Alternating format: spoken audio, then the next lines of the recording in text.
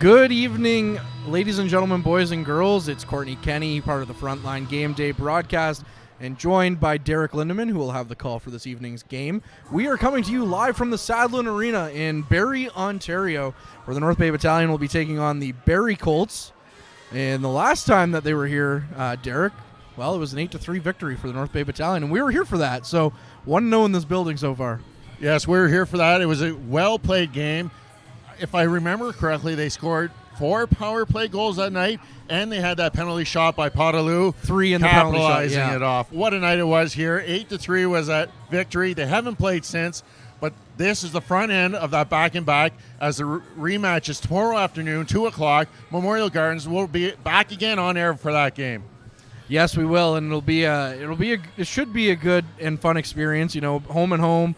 The battalion, at least on this road trip, aren't away from home as long as they were the last time, where it was another 5-game road trip after a 6-game road trip. That was, pretty. It felt like that one was a long time too. And then, of course, there was the 3-game little homestand in there, and then 5-game road trip. So yeah, just the one road game here for the battalion this weekend against the Barrie Colts, which is what we have for you here this evening. And we hope to have tomorrow's game, of course, which we will, from Memorial Gardens. So it'll be interesting, and you'll hear Scott Ray talk about it a little bit. But how important is it, Derek, to come out with with 2 points in that first game of a home and home? It makes it a lot easier going into that second game, especially winning that first one on the road. It sets the momentum, the tone, and making the other team try and chase you in your own building, knowing that the Memorial Gardens is such a difficult place to go in and play right now. They're sitting near the top of home records in the OHL, and it's always tough going into Memorial Gardens. Yeah, it's tough going in there on a bad day. Well, on a bad day for the troops, a good day for other people. Even the seasons that the battalion maybe weren't at the top of the standings, you heard a lot of people talk about how it was still a tough place to play in because it felt like the fans were right on top of you the whole game. And that's another thing too. Of course, you can't be here for this game because, well, it's in Barrie.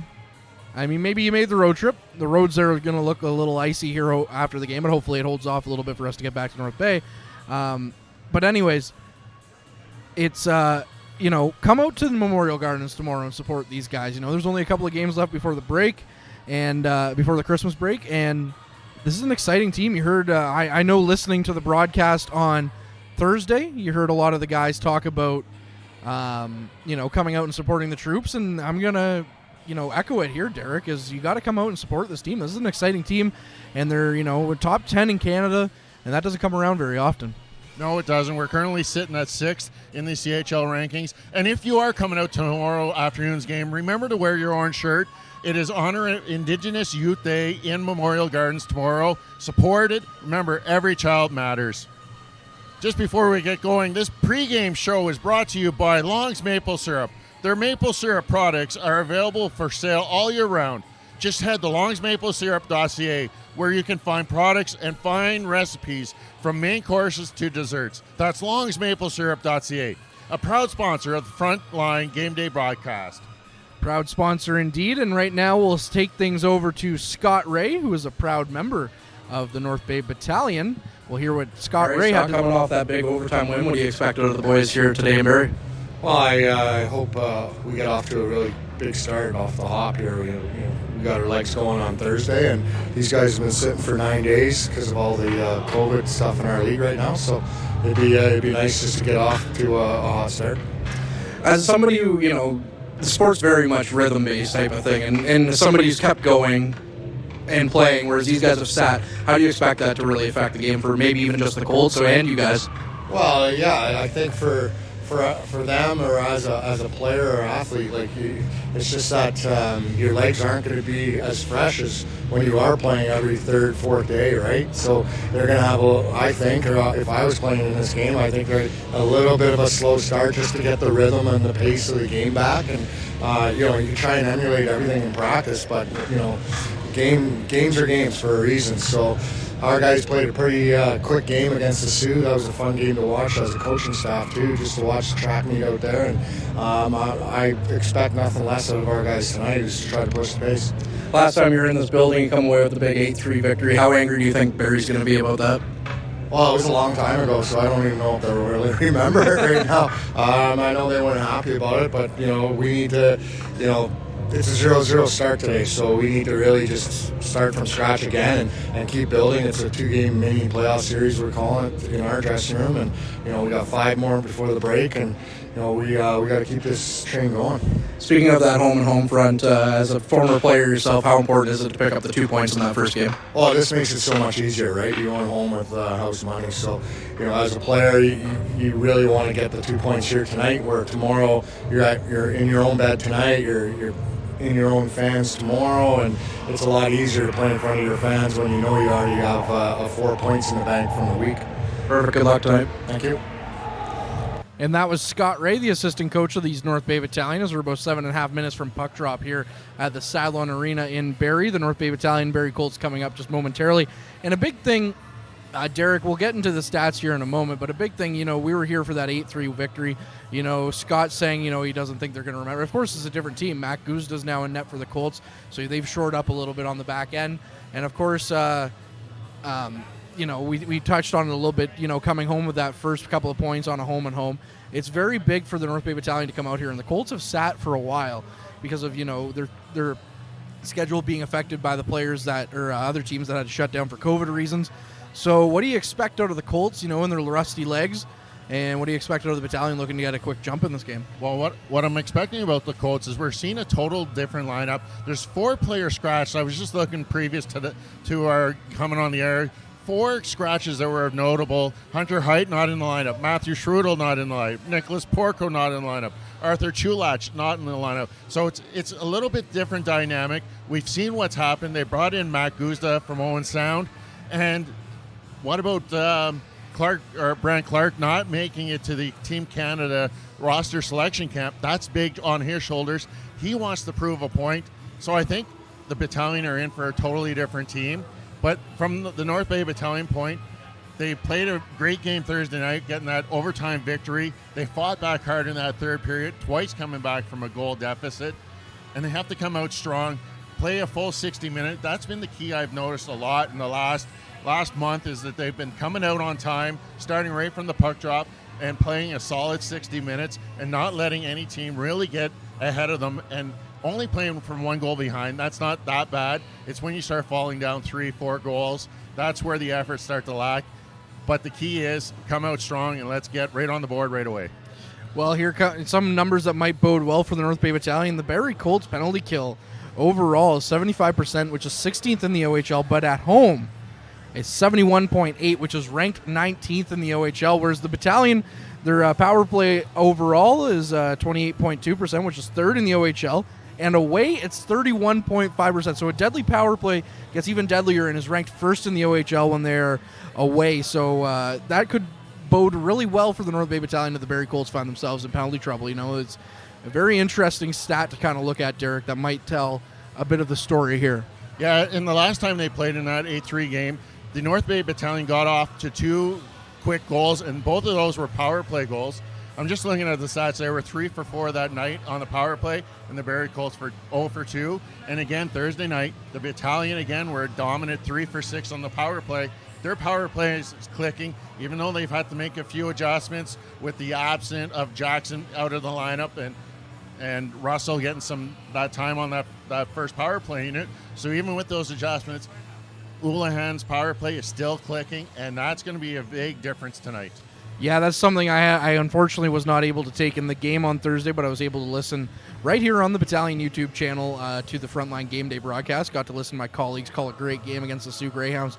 And that was the one thing I noticed, especially first goal of the game, the guy that's replaced Kyle Jackson, Mitch Russell on that top line. He's scoring a goal, so he's starting to get going again. So if they can get, he's not really secondary scoring right now because he's on that top line, but if they can get some of those secondary guys going again, that will be good news for the battalion. And yes, you mentioned 3 for 4 on the power play, but it was really 4 for 5 because one of those was a penalty shot scored on the power play. So, and that was Michael Podolou with his 2nd of the season. That was a great goal that we saw just by the tops of the circles there, which was amazing because I remember when he's going in, you and I both kind of thought the same way when we talked about it later, that there's no way he's going to score from that far out, but that was a snipe show. What a great shot by Podolou.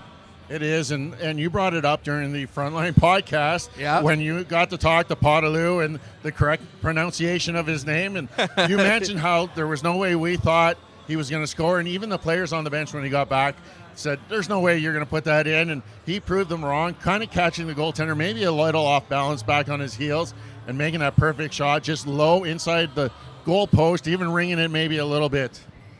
Yeah, and he's going to want to do it again here this evening. But again, so coming off that game, we touched on it a little bit again on Thursday against the Sioux. The Battalion are going to be riding quite the high after that great overtime goal from Brandon Coe. We can have, if you head on over to our social media, even the Battalion social media, you can hear Matt Sukram's great call of that goal. But how do you think that the team is going to kind of come in from that high and really kind of ride it into this game? How do you think that they can do that? I think it's building that momentum, carrying the momentum from that victory. They showed a lot of heart, especially that third period, like I said, twice coming back from 1-goal deficits, and the leaders came through at the end. Petrov getting the goal to go ahead, and Coe only a minute 10, choosing to stay out there a little extra just to give that little extra before making that change, and that proved to be the difference. He was able to carry that puck, cycle it by himself in the circle before putting it past the goaltender, and Battalion going home happy that night. And I think that momentum is going to carry in here. You're going to see the exact same lineup, no changes for the North Bay Battalion, and they're going to be happy, and they want to get, like we said earlier, get those 2 points at the front end of the home and play tomorrow with house money and try and get the sweep on that back-to-back games. Absolutely. You come out of here with 2 points. This is the hard one. You're going to want to come out of here with 2 points, so that way, at least if you lose tomorrow, you're even on the weekend, but you don't want to go into tomorrow thinking you're going to lose, as the Barrie Colts mascot comes out for a little bit of a lap. Here was about a minute and a half from puck drop. The Battalion just getting on the ice right now. And, of course, they're going to want to come out here with a big jump like we've mentioned all pregame long. And we'll get some other things. Just once again, our pregame show proudly sponsored by Long's Maple Syrup. So thank you for the support, Long's Maple Syrup. And we're going to get ready here for puck drop. And one other thing that you kind of touched on that we didn't really talk about too much is Brant Clark, missing the cut for the Team Canada World Junior Selection Camp. That's definitely a player that we thought for sure was going to go. And we thought, maybe even Joe Verbetic might go from the Battalion side of things, or Petrov might go for the Russian side of things. But, Brant Clark, a really big omission, a high draft pick of the LA Kings. But here he is. I know we've seen it, but I just wanted to get your perspective on how annoyed do you think he is from that? To me, it's a big annoyance for him. I know I've listened to a few other podcasts out there talking about the snub of Brant Clark, and a lot of them are saying that it's not the offense. It was seeing if he could do that defensive role of the 5th or 6th man and accept that role. And they just thought maybe it wasn't quite going to fit his role. And you know what? I think he needs to prove, especially this next week, tonight and tomorrow are going to be big challenges for him, trying to shut down that big line of Coe, Petrov, and tonight we're going to see Russell out there between those two. Well, he scored quite the goal, Brant Clark, that is, here when the Battalion were last year. He's now the captain of the Barrie Colts. He wasn't the captain the last time we were here, but he scored quite the goal just from inside the blue line. What a point show. And now we're just going to get ready for O Canada here at the Sadlon Arena, and we'll be right back with more after the O Canada singing.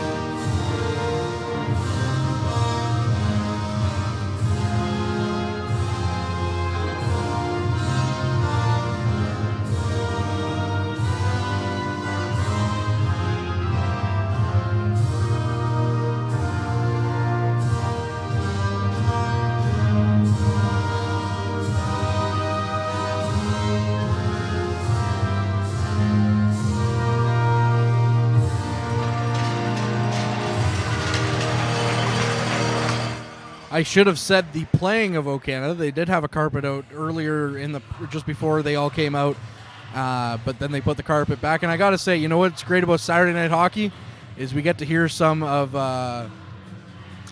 I can't remember the name of the band for the life of me right now. It was one of my mom's favorite bands growing up, but we got to hear that Saturday Night song, and all I know is that they really like their plaid. I can't remember the name of them for the life of me. It'll come to me mid-broadcast, and you'll hear me yell it out. But what a great Saturday night hockey. It doesn't get much more Canadian than this. And Derek, take us through the starting goaltenders.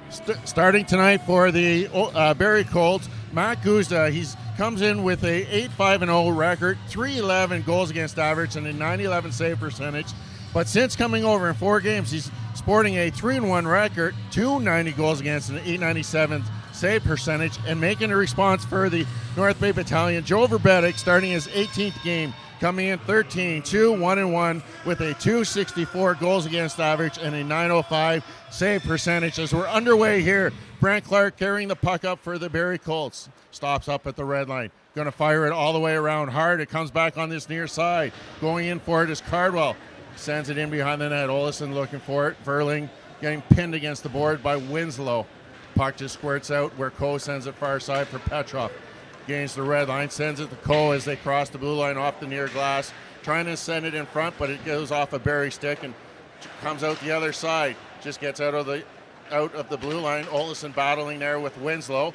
Brent Clark making a nice spin move, gains the blue line, gets it to Olesen. Olesen's shot high and over the glove hand of Joe Verbetic as the puck rebounds out to the neutral zone down into the Barrie Colts territory, where Allison's going to retreat all the way in behind his net for the Barrie Colts. He leaves it there for Akey. He's going to wait and let the Barrie Colts make a full change before starting the breakout. Finally comes out near side. It goes to Lemieux. All the way up to Tabac. Over to the blue line it goes. Frasca's shot just goes off the stick of Lucan. Bounces off the end board. Back to the point for Lemieux. Looking to send it down low. Del Monte with it. Cycles it down low even further. Now in the corner for Tabac. Del Monte loses it, and Christopoulos sends it out into the neutral zone. Clearing the zone for the North Bay Battalion. Lemieux has it inside his own territory. Circle sends it up the middle. Frasca with it, still just inside his zone. Gains the red line. Just calmly dumps it down in the corner. Tabac goes after it for the Barrie Colts. Christopoulos down in low battling for it. Lucan wins that battle, stops up in the corner. Barrie Colts retreat and allowing Lucan to send it all the way up to neutral zone for Curry. Sends it near side for Christopoulos. Mishandles it. Jelsma has a chance. Big stop there by Verbetic, making that first initial stop of the game. We want to thank our period sponsors, Northern Wood Customs. Head on over to their Facebook or anywhere social media that you can find them. Head on over there, mention you saw this ad on the Frontline Game Day broadcast, and we'll give you a 10% discount. And I just wanted to mention Bay City Rollers, Saturday Night. That's the name of that song. I knew it would come eventually. Actually, it was a quick Google search. But anyways, big save by Joe Verbetic to help bail out Lucan. The battalion get it over the red line. Van Steensel sends it down into the Barrie zone. They calmly retreat it round, keeping it in as Simon Rose on the right point. Potaloo has it now, looking for Wakely in front. Van Steensel spins, sends it just off the pad of Guzda. Into the near corner it comes, now in the far corner. Punnett picks it up for the Barrie Colts. He goes off the glass, gets it out to the neutral zone. Bat it down into the battalion territory. As his shot there goes in on the pad of Verbetic, he's going to find it and hold on to it. Bit of a fast start here for the Barrie Colts as we are 2.5 minutes in to the first period. Derek, it's been the Colts getting a couple of good chances here.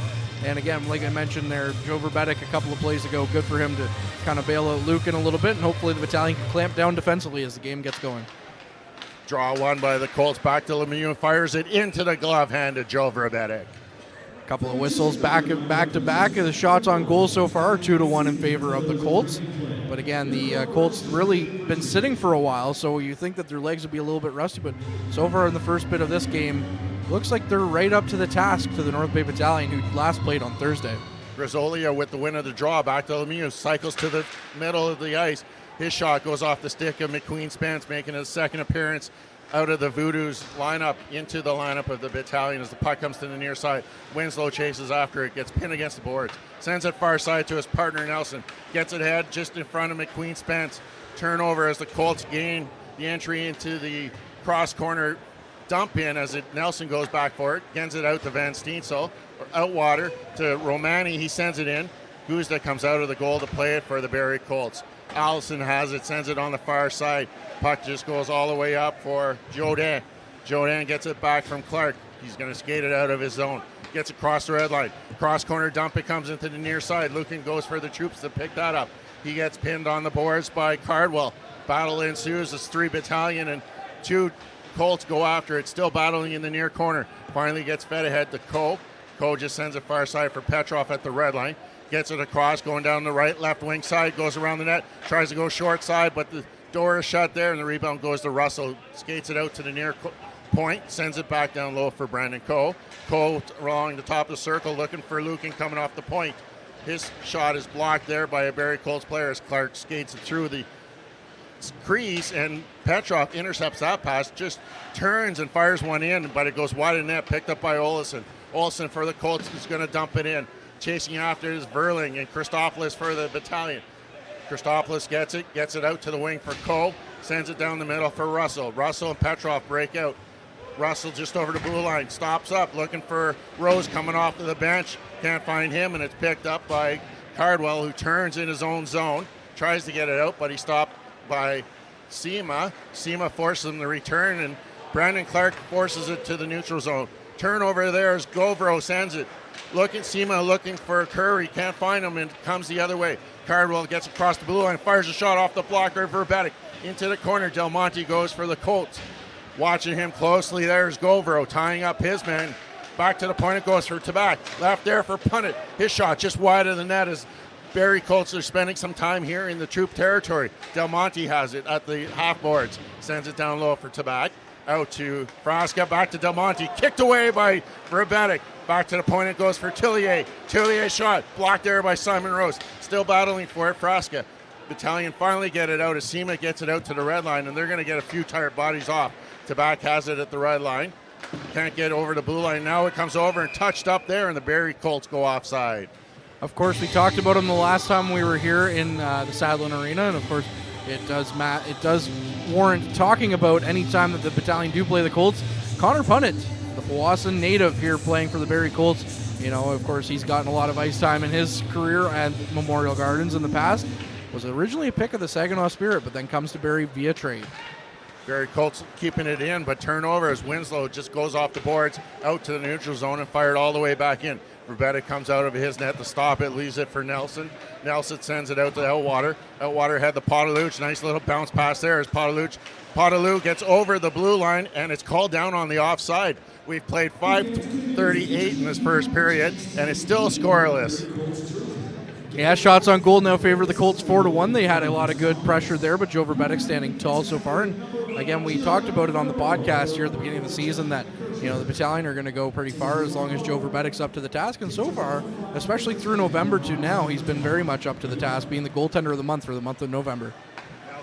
Nelson sends it for Winslow.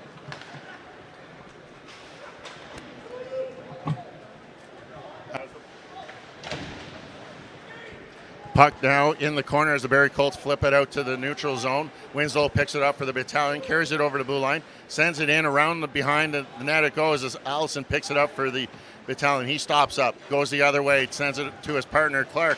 Clark gets it ahead to Matthews, who just backhands it out down into the battalion territory. Christopoulos has it, just rolls off his stick out into the neutral zone. Barrie Colts are happy just to send it back in as they're going for a full line change. Puck comes around the far boards, goes out to the neutral zone. Jodan sends it back to the Barrie Colt defenders. York has it at the neutral zone, goes back.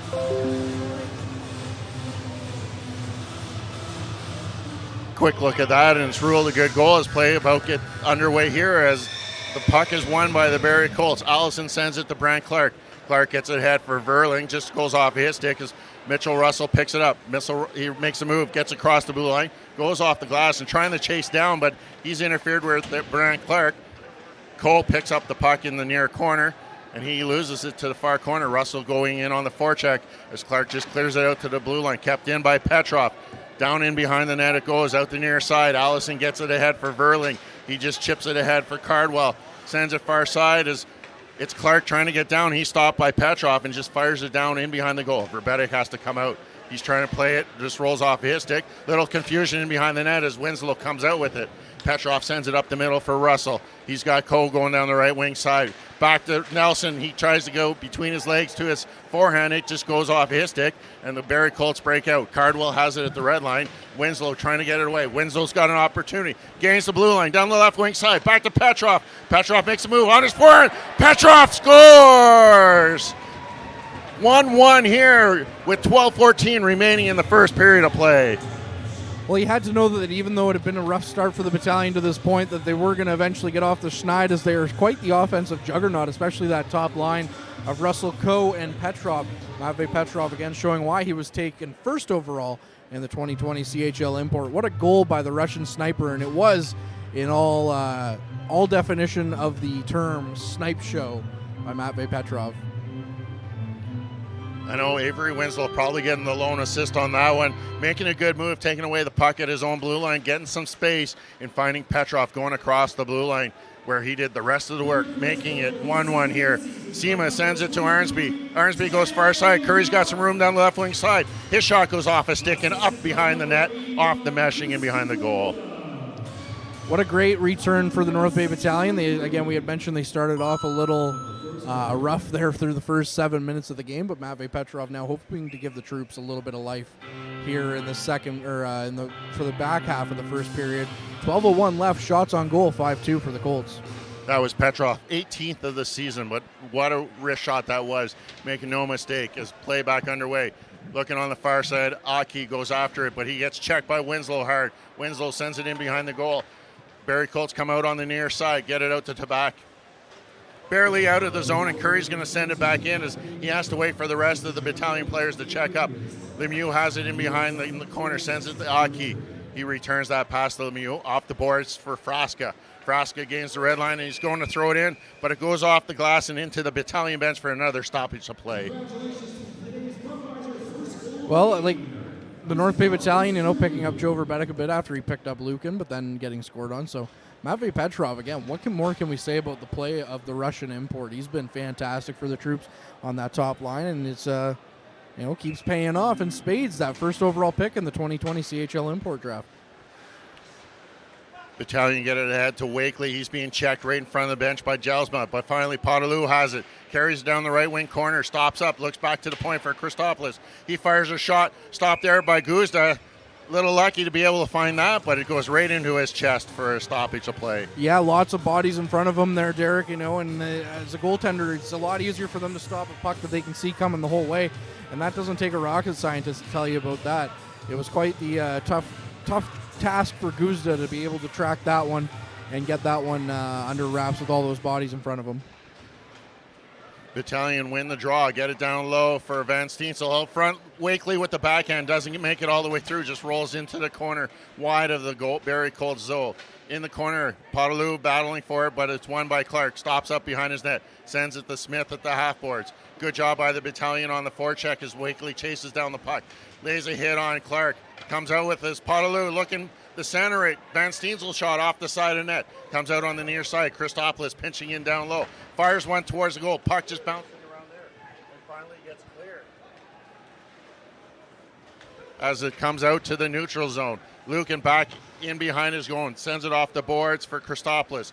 Looking for McQueen's bench just at their own blue line. Tries to get it ahead for O'Mani. He wasn't really paying attention as rolls past him. Allison picks it up just inside the Colts blue line. Goes far side to Clark. And his pass going through the neutral zone finds nobody as it goes all the way back in now. McQueen Spence on the forecheck. Turnover. Outwater picks it up. Tries to kick it out as the Colts. Clark picks it up and carries it. Backhand pass looking for Grizzola. But York was ahead of that and goes offside. 10:09 remaining in the first period of play. We're tied up at 1 goal apiece. Battalion coming back in the shots on goal category a little bit, 6-5. And I have to say, compared to the last time that they were here, a little lower of a shooting percentage too as well through 6 shots. I think they had 3 or 4 goals by this point in the game, Derek, when we got to that many shots. Yeah, it was pretty easy. We were doing 50-50 at about the 14 or 11 shot for sure. As the puck goes in behind the net, and icing is called here right at the 10-minute mark. So are we going to take the TV timeout? Probably not.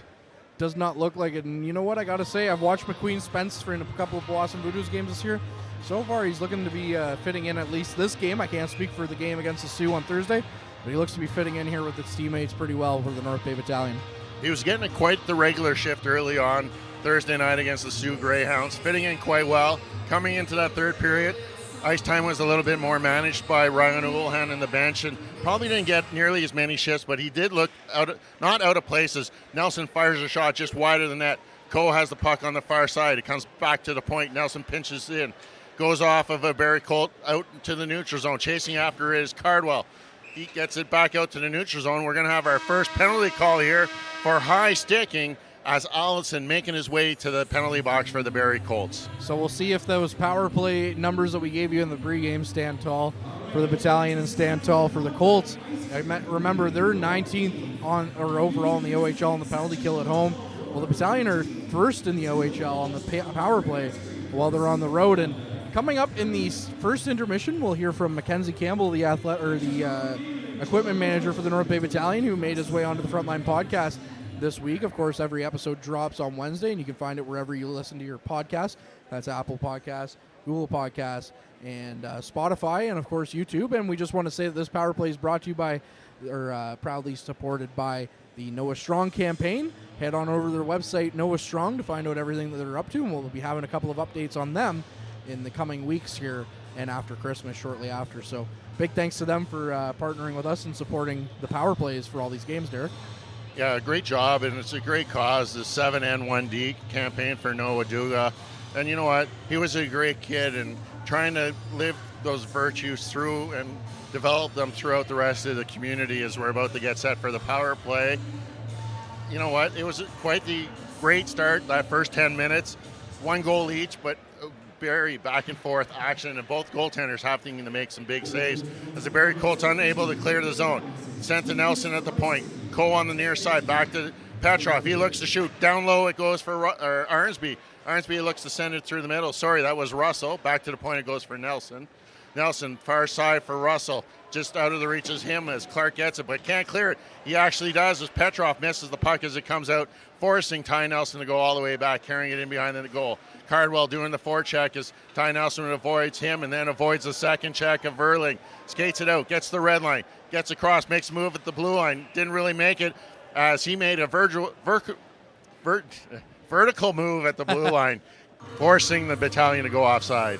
1:22 now left in the power play for the Battalion. Shots on goal 6-5 in favor of the troops. It is tied at 1, 9:07 left in the first period. But yes, Ty Nelson just sneaking it over the blue line, but not quick enough as it's called offside, as we see Liam Arnsby back out on that top power play here to line up and take the draw, although he loses it. But it's back into the cold zone, Derek. Yes, Connor Pontick tries to clear it, and it's going to go off the glass and up into the mesh. So a face-off going to come down low in the Barrie Colts to the glove-hand side of Guzda. So only a couple of seconds off the clock on that one. 1:16 now left in that power play. So the Battalion not really getting anything going after the first couple of seconds there where they look dangerous. Now hoping to be able to get some zone pressure and cycle the puck around a little bit. And the key is that zone time as they win the draw back to Nelson. Nelson leaves it for Coe.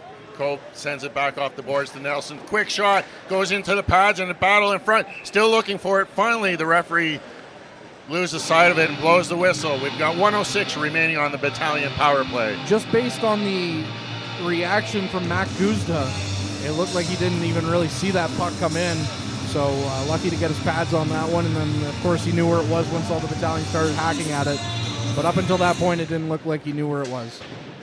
Barrie Colts win the draw, but unable to clear it as Nelson keeps it in, sends it to Petrov. Shot, rebound, stopped by Guzda. Still battling for the puck. Cole trying to put in. Finally, Guzda hops on it, covering it up here with 56 seconds remaining in the Barrie Colts penalty. What a sprawling save by Guzda, man. I cannot bend my legs the way that he does. That's impressive. And wow, doing the splits basically on the ice. And one thing I wanted to find impressive about that is Arnsby, who was in front of the net for that when he started to fall, was able to punch the puck back, literally punch the puck back to Brandon Coe, so Brandon Coe could get another chance at that. Good job, Mac Guzda. Brant Clark finally getting it out of the zone, goes all the way back in, just rolls down on Verbetic. He's forced to play it in behind the net for Russell. He sends it backside, Petrov leaves it for Russell. Russell breaks out, he skates it over the blue line, gains the red line, gains the zone, chips it past one defender and chases after it into the corner. Puck comes back to the point. Cole picks it up, looking to send it out in front where Rose comes down low to help out Nelson. Over to Petrov. Shot gets blocked in front as the Barrie Colts finally get it out just into the neutral zone where Ty Nelson's going to pick it up at his own blue line. Nelson gets it ahead for Rose. Just leaves it there for Coe. Coe trying to find Petrov, but it goes off of his stick and gets it back as he gets it over to Winslow. Winslow just inside the blue line, waiting to set up. Near side for Curry. Curry back to Winslow in the center. Sends it down low to Rose. Tries to center it. Goes off a stick and in behind. As the power play is about to expire here, as the puck gets rolled in behind Joe Verbetic. Verbetic leaves it there for Winslow. Winslow carries it out of his own zone. Sends it near side for Curry. Curry over the red line. Gets it over on the blue line. Going down the right wing side. Tries to center it. Nobody there. Barrie Colts find it and send it all the way down the ice as Simon Rose is chasing after it. He's watched there by Smith as Rose backhands it to Podolou. Podolou turns in his own zone, sends it ahead now to Rose just at the blue line. Rose looking far side for Van Steens. Outwater tries to make a move, sends it into the corner, goes after it on the forecheck. Podolou comes in to help him out. Back to the point for Christopoulos. His shot is tipped just over the net as it goes in behind the net. Punnett goes after it for the Barrie Colts. Picks it up, sends it calmly behind the net. Comes out to Smith on the near boards. Smith carrying it up, sends it cross ice, hitting the Barrie Colt player in the midsection. It's Matthews. Goes down in the corner for Lucan. Lucan just poking it out. Podolou just chips it out to the neutral zone where Jelsma picks it up for Barrie. He sends it cross corner off the glass. We're going to have an icing call here with 6:40 remaining in this first period of play. Well, the Battalion doubling up the Colts now in shots, 10-5. They started rather slow, but ever since the Colts scored that one goal, it's been pretty much all North Bay Battalion. Of course, the power play is going to help out with that, Derek. But yeah, it's been all North Bay here in the second half of this first period. It's been a lot of zone time for the North Bay Battalion, doing a great job with the cycle, trying to get things towards the net. A lot of zone time was on that power play. Unfortunately, a couple of good chances as a shot by Van Steensel goes off of the blocker of Guzda into the corner as it comes around on the near side where it's picked up by York, the goal scorer for the Barrie Colts. Gets it through the middle as Sema comes across with a big hit on Jodouin. Picked up now by Van Steensel, gains over the red line, fires it in behind the net where Guzda is forced to come out and leave it there for Allenson. He goes to Jodouin as he gets it out just outside of the blue line. Battalion Sema finds it and sends it cross ice looking for Romani. Romani on the check watching York as it goes back to Allison in the Colts territory. D-to-D passes, comes back to Allenson. He carries it over the blue line, over the red line, still has it, goes across to Grisolia. He's going to send it down to Allison, who carried through into the far corner. Romani there watching him, battling for it, sends it in. Govro picks it up, carries it behind his own net, sends it to Sema at the half boards, breaking out. Sema looking far side. It just intercepted there as the puck is picked up. The Colts carry it in and are called offside by linesman Dustin McCrank. Dustin McCrank, a name that many North Bay fans will know. He does a lot of North Bay games, of course, and he's down here in Barrie today. And a lot of offside calls as well called in this game so far, Derek. Yeah, Dustin McCrank was a former North Bay Skyhawk. Yep. Playing out of Memorial Gardens. He now is spending a lot of time lining in the AHL, so he's working his way up. He's done some international level games, and now it's nice to see him back here in the OHL. One of the top linesmen here in the OHL is the puck. Cardwell has it in the corner just to the left-hand side of Verbetic. Flips it to the near side. Battling for it is Olesen along with Nelson. Nelson comes out with it, carries it behind the net. Backhand pass up to Petrov, who gets tripped up there. No call on the play as it sent ahead by Russell to Coe. Coe finds Winslow. Sent back to Coe, looking for Petrov. It doesn't get all the way through as the Colts get out. Clark with it down the right wing of the wing. Tries to go between the legs of Nelson, but Nelson shuts that down. And it's turned over as Russell flips it off the glass, and it sends it all the way down for an icing call with 4:54 remaining in the first period of play. Yeah, that was Clark that got tied up with Petrov, and he looked a little bit shaken up at first, clutching his helmet as he hit the ice. But, of course, thankfully he does have a helmet, or else it could have been a lot messier. And then coming down, because he was slow getting back, they put him in a prime position to come in one-on-one against Nelson. But Nelson, the first overall pick in the 2020 OHL priority selection, standing strong against Brant Clark. And I guess that's why he didn't go to the Team Canada selection camp. Here's a break for Petrov, trying to chip it back. He's got it on his forehand. His shot, score! Second of the night for Matvei Petrov. giving the North Bay Battalion a 2-1 lead here with 4:45 remaining in the first period of play. All right, I'm going to ask you a really easy question that you can answer here. Is Matvey Petrov fun to watch, or is Matvey Petrov fun to watch? He's fun to watch. That's his 19th of the year. He's creeping back up into the goal-scoring race. And you know what? That's fun. That's a shot. That's a NHL level shot. You know what? I said it on the last goal that his last goal was every definition of the word snipe show. Well, that one was definitely a little bit better in that regard for sure. You know, just right over the blocker hand or blocker side of Matt Guzda and really showing off why. Again, I've said it a couple of times. I'm going to get told I'm not allowed to say it here soon by Ben Long, our producer, why he was the first overall pick in the CHL import draft. The Edmonton Oilers sure have a quality draft pick and a signee with that Matvey Petrov. Now 19 on the season, creeping up. I know he's in the top 5. I'll just try and get a quick look and see exactly where he is. He's definitely got to be up there, and you know what? Edmonton Oilers are going to be happy with that 6th round draft pick of theirs. What a steal for the Oilers. Moves them up to 4th in the OHL scoring lead with 19 goals as the Barrie Colts trying to pin the North Bay Battalion in, but it's Christopoulos picks it up, can't clear it as Lemieux stops it at the blue line, sends it over the boards as tries to get back out. Lucan gets it out to the neutral zone. Curry gets ahead for Sema, but he stopped at the blue line there by Aki. Big hit there as Lucan hits Del Monte. Christopoulos allowed to pick up the puck for the Battalion. Lucan with it just flips it up into the air to the red line where it's knocked down by Tabak. He's going on his forehand across the blue line. Chopped there by Frasca, just goes way wide of the net into the corner as the Barrie Colts still have it. Del Monte has it, makes a move just at the top of the circle, spins, sends it down low for Tabak. Tabak with a move, trying to get through, and he scores! Number 16, Anthony Tabak with his 4th of the season has tied things up here at 2 apiece. Well, Tabak was not going to be denied on that one. There was bodies all over him, and he was able to get into the slot area against the North Bay Battalion and was able to just roof it past Joe Verbek's glove hand side. And you know what? Props where props are due. Got to give it to Anthony Tabak on that one. It didn't look like there was much danger until he was able to get in that slot area and then able to tie the game up. That's only their first shot in almost 10 minutes, so maybe Joe was a little cold on that one, but the shots are now 12-6 in favor of the Battalion. He makes that little spin move in the corner, makes some space for himself. Battalion just trying to do some stick checks, and Tabak making a lot of room for himself, finishing it off with a beautiful shot over the glove hand of Joe Verbek.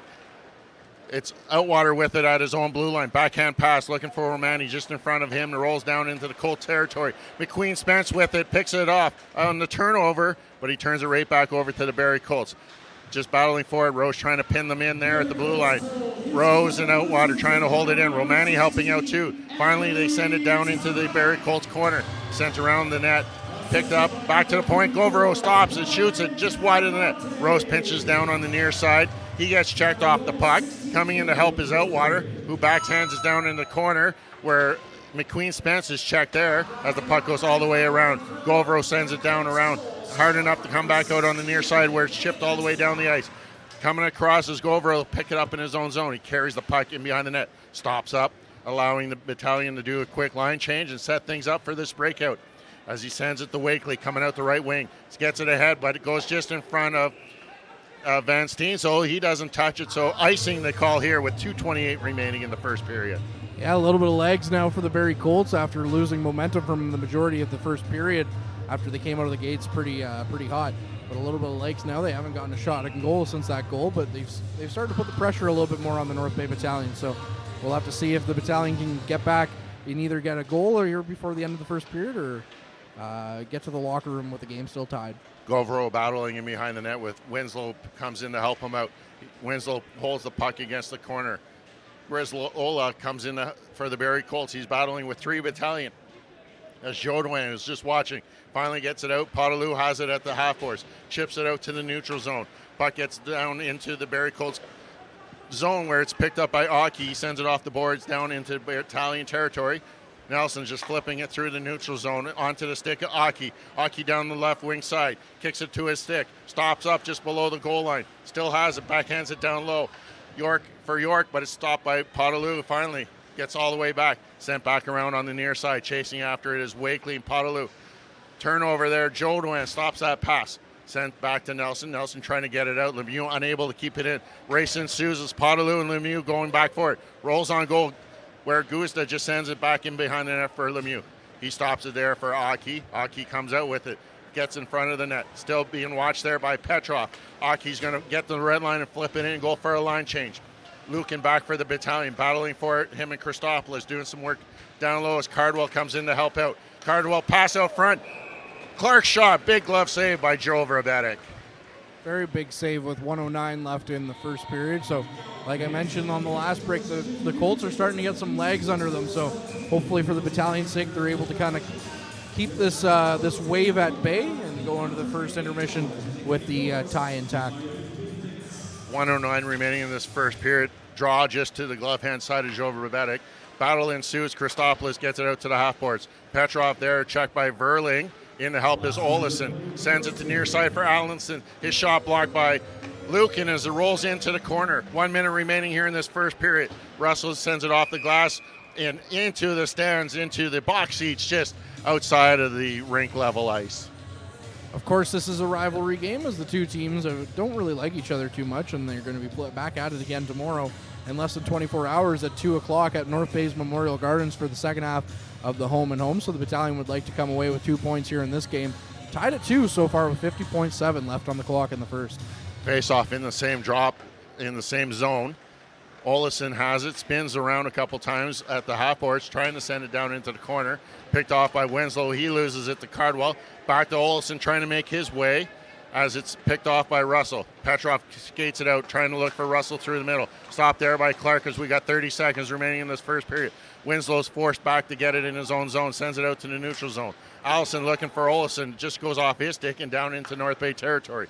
Winslow has it in behind his own goal, off the half boards, but Petrov has already left his zone.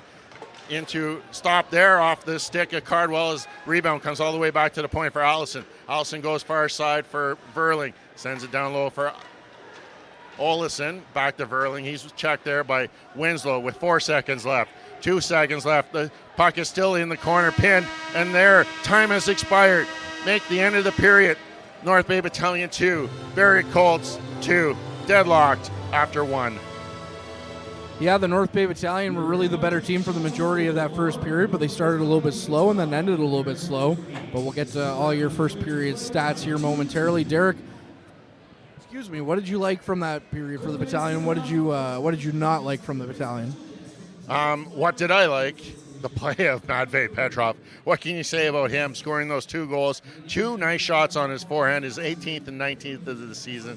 But like you said, it was the first 5 minutes and then the last 5 minutes that really were the downfall of the North Bay Battalion there, allowing them to get that late goal to tie things up at 2. Well, Derek, why don't you take us through our stats on the period and our out-of-town scoreboard? So starting off with the stats for this period, opening up the scoring for the Barrie Colts, Ty York with his second of the season at the 6:43 mark, assisted by Chris Grisolia, before Matvei Petrov with his first of the night, his 18th of the season at 7:46, tied things up at 1 apiece. Avery Winslow with the lone assist on that goal, and Matvei Petrov with his second of the night, 19th of the season at 15:15, putting the troops up by a score of 2-1. Ty Nelson with the lone assist on that goal, before Anthony Tabak with a great individual effort, tying things up at 16:20, assisted by Ryan Del Monte. Shots in that first period favored the North Bay Battalion by a edge of 13-8 in the shot category. Power play 0-for-1 where the North Bay Battalion, the Barrie Colts, have yet to get a power play. And the face-off circle 15-12 in favor of the North Bay Battalion. Few other games already completed in the OHL, as earlier today the Hamilton Bulldogs were in Ottawa, thumping them 8-3 in Ottawa against the 67s. And in London, the Guelph Storm went in there and shut out the London Knights 4-0. Elsewhere, it's still going on. Saginaw Spirits and Erie Otters are tied at 1 apiece midway through the second period. Owen Sound Attack are ahead of the Flint Firebirds 2-1. That one just getting underway in the second period. And midway through the second period, the Niagara Ice Dogs and Kingston Frontenacs are tied at 1. Scoreless, the Windsor Spitfires and Kitchener Rangers, as that game is in the second period of play. And that's all of the action around the OHL this evening. Well, Derek, you know it's a really tough job other than being a play-by-play guy and color guy? being head of the equipment for an OHL team? Head of equipment. Mackenzie Campbell? Yeah, Mackenzie Campbell. He's got quite the tough job, and you know what? Tom and I caught up with him on the Frontline podcast this week, which you can listen anywhere that you get your podcasts, which is Apple Podcasts, Spotify, Google Podcasts. You can also find it on this YouTube channel, and you'll be able to find it eventually on your TV North Bay as well. But right now, we're going to give you a quick clip of Mackenzie Campbell's episode from this week. Take it away, Mackenzie Campbell. So I want to ask, because from my perspective, of course, being in the media and working around the team, just one day the man known as Macker just shows up and he's working for the team now. How did you get your start with the battalion? What brought you to North Bay to get the start? So how I got here is pretty much how the equipment manager job, or even the athletic therapist, support staff jobs in general, kind of get started. It's all about like connections and who you know.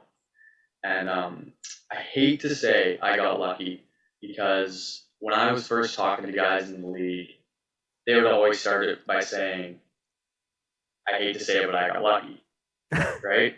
It's just one of those things. So I'm from Stratford, Ontario, about 4.5 hours south between London and Kitchener.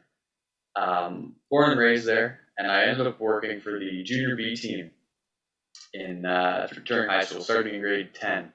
So that would have been 2016-17 season would have been my first with them. And I just started, honestly, originally helping the previous season actually in a volunteering role for your high school hours that you need. But I wasn't at all doing equipment or anything. I was like helping with the box office, helping sell programs, that kind of thing, right? And my best friend, his uncle, was on the board with the Stratford Hockey Club, and that's kind of how I got in there. Anyways, so the following year they needed just someone to fill water bottles at practice because the normal trainers couldn't be there. So I was like, yeah, sure, why not, right? And that was that would have been in September. It was early in the season, and it's kind of a mash in my head right now. But by December that year, by the late fall, I was like going with the team, sharpening skates at every practice, really involved. And at the time, I was really close to the same age as the guys, right? So I had friends on the team, so it was fun. So I did that for a couple of years, and then I graduated high school in 2018. So in that following summer, I reached out to equipment guys in the league, in the OHL, and some NCAA guys. And a few got back to me, most of them didn't, but a few notable ones that did were Simon Payette, who worked for the Sioux Greyhounds at the time, and Spencer Stayhour, who's with the Sarnia Sting and still is. Now, Simon has since went to Flint for a season, and now he's in the American Hockey League with the Laval Rockets. He's pretty well respected around the whole league. Anyways, so those guys reached out, and we had good conversations, about how they got to where they were, and we even talked about some equipment-related things, right, like repairs and ideas and stuff. But for the most part, our conversation kind of ended. And that was until November of that year when Simon reached out an email. And I remember his exact words. They were, I want to offer you something I wish was offered to me. So Sioux was playing the London Knights in January. And it was a Friday night, and he said, Mackenzie, if you want to come over to the game with me, you're more than welcome. I've never met this guy, right? Just talked on emails. So I was like, heck yeah, right away. I was like, 100%, I'm going. So I go there to London, and I meet Simon. I went early. I helped set up the dressing room. When the players arrived, it was a great game. They won in overtime. The game ended. I helped clean up. And at the end, I met Chris Matten, who is London's equipment manager. Now, he's been there for, I want to say, at least 20 years. He, again, another well-respected guy within the league. I shook his hand, introduced myself. Wasn't even 20 seconds, probably. I parted ways with Simon and went back to do my thing back in Stratford. That spring, I also got an opportunity with Spencer and Sarnia to start working and helping with their orientation camps. So like North Bay does in the spring, and I'm sure most OHL teams do, they'll have an orientation camp with free agents and with rookies that they just drafted. So I went to Sarnia and got to help him out and talk to him about opportunities in the league, but it didn't really go anywhere. And around that same time, North Bay was looking for somebody. Now, Adam Dennis was kind of leading the charge at the time of finding someone. Now, where did Adam win a Memorial Cup with? With the London Knights. So he reached out to Chris Madden, and Chris, he said, hey, Chris, would you know anybody? This is what we're looking for. Chris was like, no, sorry, none of my guys are interested. I asked them. And Adam's like, dang. And then shortly after that, I guess, Chris said, hey, there's this kid that seemed eager with Sue. I don't really remember or have his information or anything, but I'll get in touch with Simon and Sue, pass it along to yourself. So my information went from Sue to London to Adam here in North Bay. Again, I got pretty damn lucky. And then, yeah, actually Andrew Satchke reached out, the athletic therapist, on behalf of Adam, and invited me up. I went up for North Bay's orientation camp in the May of that year. And obviously everything went well. I was offered the job, and then I started that following season, the 1920 season. So that was Mackenzie Campbell, the equipment manager for the North Bay Battalion. You know, he said, I don't want to say I got lucky, but I got lucky, basically. That's the short version of that story. But, yeah, it's not all about who you know, but the main thing is, of course, make as many contacts as you can. That's what I learned in college when I took radio is learn to make as many contacts as you can, because you never know when someone might think of you for a job, and it worked out pretty good for Macker there, and he's been a blessing for this North Bay Battalion team, Derek. Yeah, and I think the funny part was when Satch called down to London and the guy goes, no, and then a few minutes later he called back and said, wait a minute, there was a kid, maybe in the Sioux, I don't have his information. Yeah. But let's try and track it down, and he still got the position. So yeah, it was, what a great story about Mackenzie Campbell. I really liked him talking about, especially some of the quirks some of the players had. I know Tom came in quickly with a tough question about the quirkiest player. No, it was who's the most high maintenance player? Oh yeah, high maintenance, and the quirkiness is the answer. And you didn't hear it there, and I don't want to give away all the secrets because I want you to go listen to my podcast. But his answer was Dom DiVincentis is the most high-maintenance player for the North Bay Battalion. And it's not because he's a high-maintenance person. It's because he's a goalie and he likes his equipment done a certain way, and which is fair.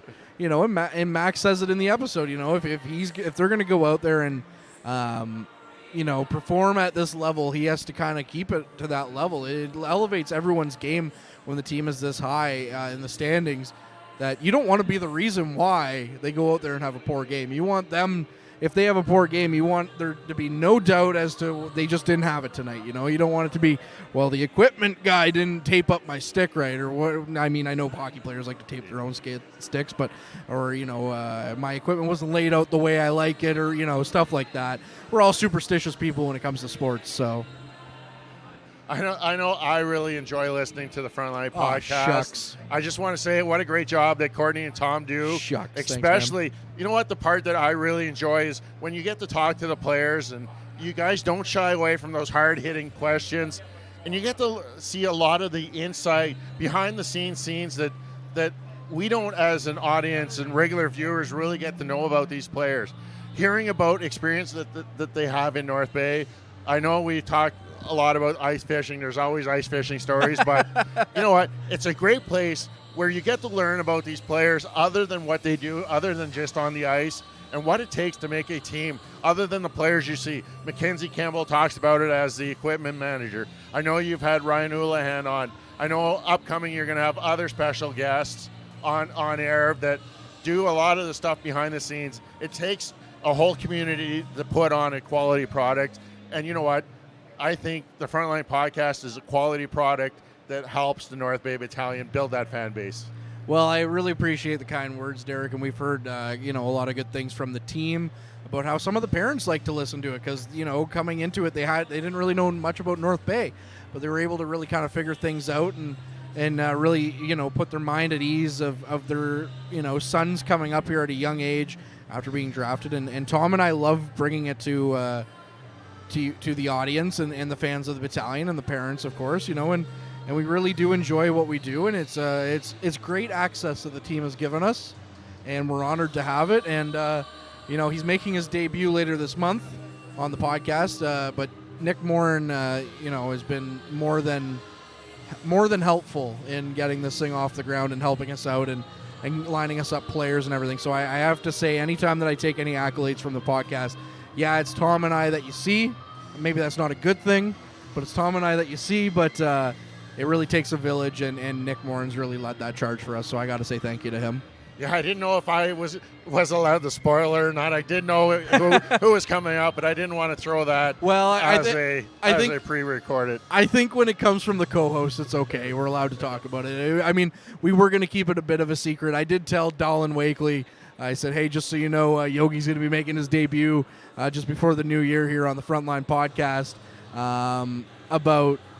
So I said, so if you want to chirp him, now's the time, basically. But from what I also understand is they like to chirp the guys in the locker room anytime that they make an appearance too. So Michael Podolou, when he made his debut a couple of weeks ago, I ran into Wakes there on Media Day, which is Wednesdays at Memorial Gardens, and Wakes said, I haven't listened to the episode yet, but you better believe we're going to be giving it to Pods there. And that's one of the things is that you hear the backing from myself and others as fans listening to your podcast, but you also get the feedback from the players, such as Wakely you commented on, and it's nice to know that you have that approval from the players and aren't afraid to talk about certain subjects that are on the podcast. No, and that's kind of the nice thing. It's a different atmosphere for them than they just played 20 minutes, and are sweating and coming off the ice, and now they have to stand in front of a camera, and they might be down 5-1 and they don't want to talk to you, or they might be up 3-2 and they still don't want to talk to you or something, It's a different environment. It's a relaxed environment that Tom and I try to create for them. And, a lot of these guys aren't media savvy yet. I mean, were you media savvy at 16? You were probably going to... I still don't think I am media savvy. No, I don't think I am either. So, they're worried about saying the wrong thing, and we try to create an environment where they don't need to worry about that. And I know one of the biggest things was when I talked to Liam Arnsby in his rookie season on Kojiko, or Your TV, I should say, as the intermission host. He was very nervous in front of the camera, very shy. But when he came on the podcast, he was a lot more talkative. And he said to us as soon as it was done recording, he said, that was fun. Thank you so much, and I can't wait to do it again. And that's a guy I never thought would want to come back on the podcast. So I thought he was going to be a one and done, but we're going to get him his second tour of duty here, as Tom likes to call it, and eventually he'll become a friend of the show once he hits that third tour of duty mark. So, we got a couple of friends of the show now. We got Adam Dennis, of course. We got Dallin Wakely, Ty Nelson. So we've got it. We're growing a couple now. So Luke Moncada's been on twice as well. Same with Justin Brazo. So we got to get them their third episode under their belts too. So anyways, but yes, thank you so much for the accolades. It does mean a lot to know that people are listening and enjoying the content that we have, and we hope to keep continuing. But just so everyone knows, and we'll talk about it on the podcast this week as well, this is our last episode before Christmas. We're taking the next week off, from podcast duties because it is the holidays and all that fun stuff. But we will be back the week after Christmas, so we'll have 2 episodes left in 2021, but one this week, and then none the next week, and then another the week after that. So. And I know one of the most common questions that players get asked after that 20 minutes of hockey is, what do you have to do differently in the second period? Well, Courtney, I'm going to ask you, what did the North Bay Battalion have to do differently in the second period of play here? We just got to stick to our game plan and get the pucks in deep, and, we'll chip it around, and got to play for the guys out there, and we'll get it out. And anyways, no, in all seriousness, this team, there was a lot to like in that first period for the North Bay Battalion. They just need to start on time, basically. You hear a lot of coaches talk about starting on time, as they're a little bit late to announcing the Colts coming on the ice. They're already on the ice, and the PA announcer basically finally announcing there's a sign in the corner that says shoot more, score more. So she's putting it away now. But anyways, there is a you got to start on time, basically. They didn't start on time, and they didn't finish on time, basically, in that last period, as we see the Mathurin name popping up in the chat, saying that we're the best. So Derek will take any accolades we can get, but we appreciate the enthusiasm. We have really enjoy bringing these games to you and coming all the way down to Barrie, which isn't terribly far, thankfully. But, yeah, Derek, they got to start on time this period because they didn't really last period. No, and that's going to be the message from Ryan Houlihan is let's get back, get going. It's basically scoreless. It's dead even at 2 apiece. So nothing was proven in that first period of play.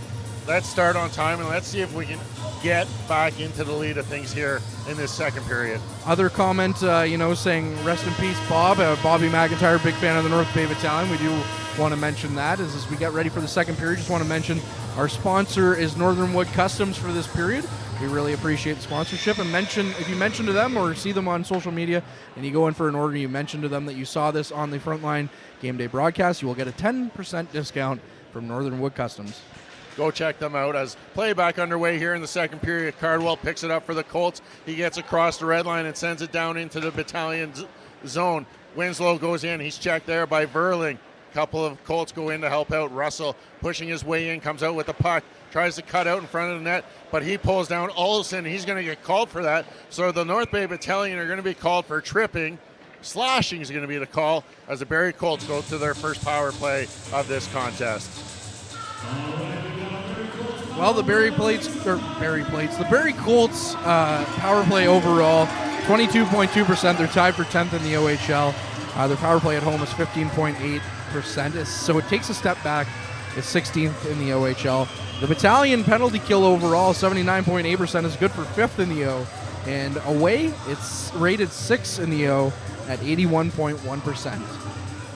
Big opportunity for the Barrie Colts to take that lead here in the second period as the North Bay Battalion win the draw and send it all the way back down as Goose is going to be forced to come out and leave the puck there for Allison.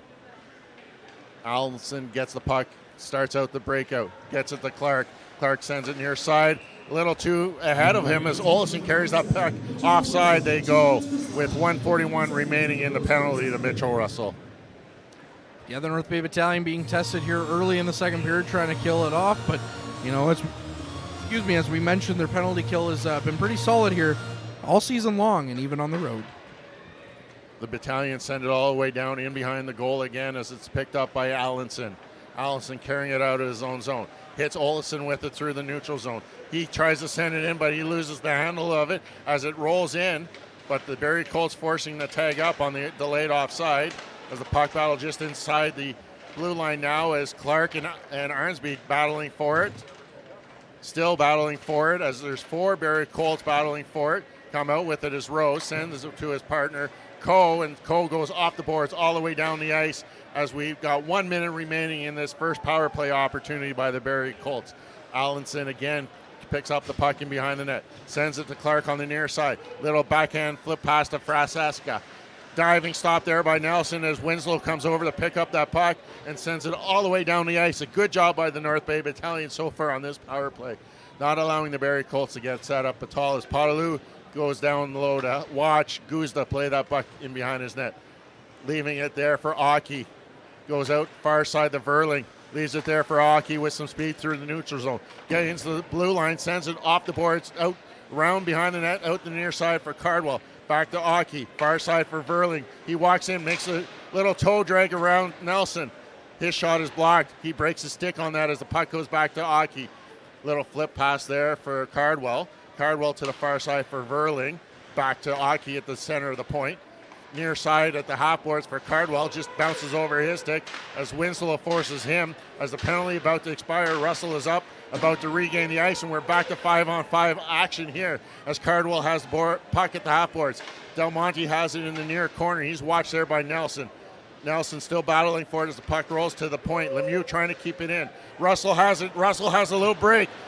He's going on his forehand. Makes the move. Tries to go 5-hole, but it's shut there by Guzda. And the Colts clear the zone ahead to Verling as him and Cardwell interchange passes there, leaving it at the blue line. Lemieux trying to hit Cardwell. Back to Connor Punnett at the point.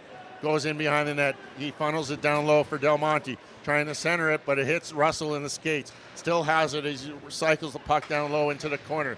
Watch there as Nelson checks Cardwell into the corner. Cardwell still has it, sends it back to the point. Shot there by Lemieux off the blocker of Verbetic. Cole picks up the rebound as the battalion try the breakout. Russell gloves it down at the red line, tries to make a move, but it's knocked off his stick in behind the Barrie Colts net. Cole on the forecheck, trying to force things as it comes out. Jodan gets it out to the neutral zone, waiting for it is Govro. tries to send it down just out of the reach of Romani as the Barrie Colts regroup in their own zone. Grizzola gets it out, leaves it there for Jodouin, tries to go around Govro, still has it in the corner, looking to center it, looking for the bit, spins. Grizzola stopped there as Verbetic kicks it away. Loose puck back to Tillier. His shot blocked in front, doesn't get through the crowd. Clark comes down to help at the half boards, sends it down low, sends it in behind the net for Grizzola. Goes over his stick as Rose tries to clear the zone. Off the glass he goes, gets it out to the neutral zone as the Barrie Colts pick it up off a few skates. Outwater trying to battle for it, just at the blue line. Couple chips ahead. Jodouin on a 2-on-1. Jodouin stops up, looking to center it. Good job there by Govro intercepting that pass and breaking it up. Clark goes far side for Tillier. Tillier's shot gets kicked aside by Verbetic. Into the corner it goes. Rose there battling for it. Back shot just wide by Grizzola. Goes off the glass and all the way down into the Barrie Colts zone as the North Bay Battalion are trying to get some tired bodies off the ice.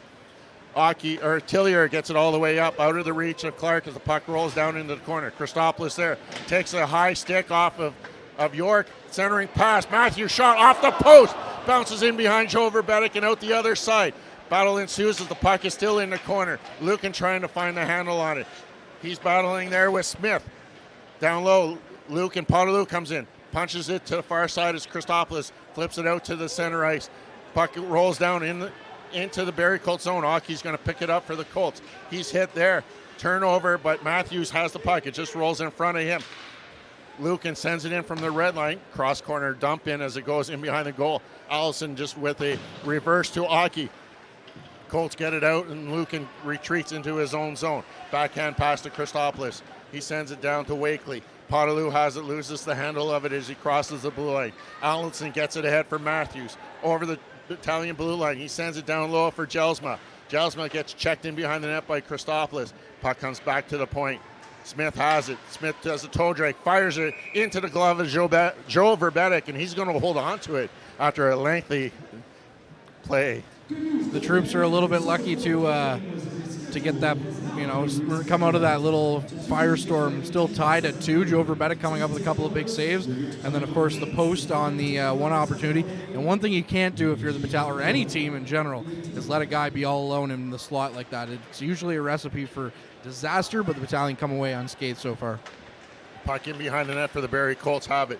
Out in front, Frasca battling for it, puck loose. Sema making a great help by lifting the stick. Verbetic jumps on it, and he's going to hold on to it. 14:02 remaining in the second period of play, and we're still deadlocked at 2 apiece. Definitely not to see, or the play that you wanted to see coming in off the face-off there for the battalion after, bit of a firestorm previous. And now Colts getting another grade A scoring chance, but Joe Verbetic standing tall in that so far for the battalion. Battalion win it and off the glass. Nelson goes out to center ice as Arnsby trying to carry it down low. Curry has it now at the half boards on the near side. Sends it down low for Arnsby. Arnsby being watched there by Tillier in the corner. Sends it to the far side, but no battalion there. Just waiting for it as the Barrie Colts. Sema intercepts a pass, clearing pass. Back to the point it goes. Nelson's shot goes just wide of the net, off the glass in behind. Sema on the near side. Sends it down low for Arnsby. Out to Curry. Kicked aside by Guzda. Great opportunity there by Josh Curry as the Barrie Colts clear the zone. Sends it near side for Del Monte. Out balancing puck at the red line as the Barrie Colts will carry that puck in, but Del Monte was ahead of the play for the offside call. Battalion trying to push back a little bit here. 13:21 left in the second period. Shots now. The Colts have clawed their way back. It's 14-12 in favor of the battalion when at one point it was 12-6 for the battalion in the first period. So Colts definitely holding the edge and momentum here early in the second period. Barrie Colts have been spending a lot of time in the North Bay territory as they try and get back in as they have control of the puck at the neutral zone. Goes off a couple skates and Rose picks it up for the battalion inside his own zone. Coe sends it near side the Govro. Trying to hit Petrov, but he tips it down low. Skating after it was Coe, but turnover as Clark tries to get it ahead to Olesen. Colts break out 3-on-2, developing as Olesen can't center the pass. Govro comes back to help pick it off. Govro gets it out to Coe. Coe at the blue line. Sends it near side into the feet of Russell. Picked up by Govro. His shot blocked there by Brant Clark as he's sprawling on the ice.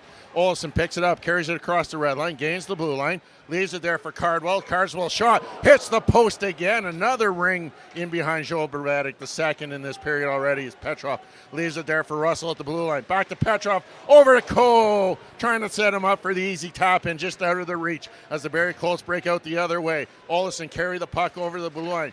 Verling trying to get it deep, but watch there by Christopoulos. Sends it down to the half boards for Olsen. He's going to funnel it down in behind the net, out to the near side. Aki comes off his point to send it back in below.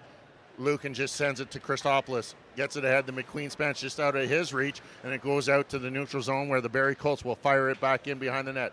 Lucan has the puck. Sends it on the near side, wraps it around the boards, out to the neutral zone. Turnover as Aki picks it up. He sends it far side for Lemieux. Back to Aki. To the near side is Joel, then loses it at the blue line. Into the corner it goes. Lucan backhand hard around to the far side. Out of the reach again of McQueen Spence. McQueen Spence now picks it up at the blue line. Backhand pass through the middle to Outwater. Turnover at the blue line as the Barrie Colts break the other way. Jodan going down the right wings with some speed. Watch there by Lucan. Knocked off his stick there by Lucan as now the battalion breakout. Elwater carries it through the neutral zone. Sends it far ice for Romani down the right wing side. Fires a shot towards the goal into the glove of Guzda, but he can't hold on to it as Romani finds the rebound in the corner. Romani there being watched by Tillier. Puck squirts loose. It's found by Grizzola. He's watched there by Outwater. Sends it to the far side for Lemieux. He's got a little bit of room. Sends it to the far blue line for York. York has a nice back check by Nelson, taking it off of his stick as Nelson picks up the puck in behind the net. Skates with it. Gets it down the left wing side, across the red line, gains the blue line. He still has it. Sends it down low, and he chases it after, trying to center it, but it goes off the back of the net, and he's going after it again as the Barrie Colts now break out. Smith with it. Dumps it into the corner. Chases it after himself as the battalion Potaloo is there first. Sends it to the far corner for Nelson. Van Steenzel gets it out. Sends it far side over the stick of Wakely as it rolls down into the Barrie Colts zone as Punnett gets it out to the neutral zone. Van Steenzel sends it back to Winslow. Over to Nelson. He looks to headman it, looking for Wakely, but it goes off the stick of Jelsma in behind the goal. Potaloo and Clark collide in behind the net as the puck squirts out to the half boards. Smith picks it up. He just pokes it in behind the net as Connor Punnett picks it up for the Barrie Colts. Clark sends it far side for Smith. Smith trying to go around Rose. Rose beats him to the puck as it squirts in behind him. He's just going to punch it out to the neutral zone as Del Monte is waiting there to pick it up for the Barrie Colts. Delayed offside, so they're going to have to tag up as Simon Rose picks up the puck in the battalion corner. He skates it out to the neutral zone, flips it down into the Barrie Colts zone where Allison picks it up for the Barrie Colts. We've played 10 minutes and 15 seconds here in the second period as the Barrie Colts get the puck out to the neutral zone. Backhanded in by Frasca. Into the corner, Arnsby goes after it. Sends it to the far near corner to Govro, but he's being watched there by Del Monte. As the puck is still being battled there. Turnover, Sema skates out with it. We've played just over 11 minutes of this second period, and the score is still tied at 2 apiece here as Lemieux goes back into the corner. He's hit there by Curry. Arnsby trying to keep it in, but he falls down as Tabak breaks out with it. Trying to look for it on his left wing side, looking for Frasca. He fires one off the paddage over Berbatic as the puck goes into the corner. Del Monte back to the point for Clark. Clark shot there, blocked by Curry as the puck goes into the neutral zone. Clark just sends it towards the bench as the Barrie Colts trying to make a change, but Liam Arnsby picks it up. Tries to hit Curry, but the puck just rolls. Curry has it now. Tries to make a move on his backhand. He's being hooked, and he's hauled down there by Brant Clark.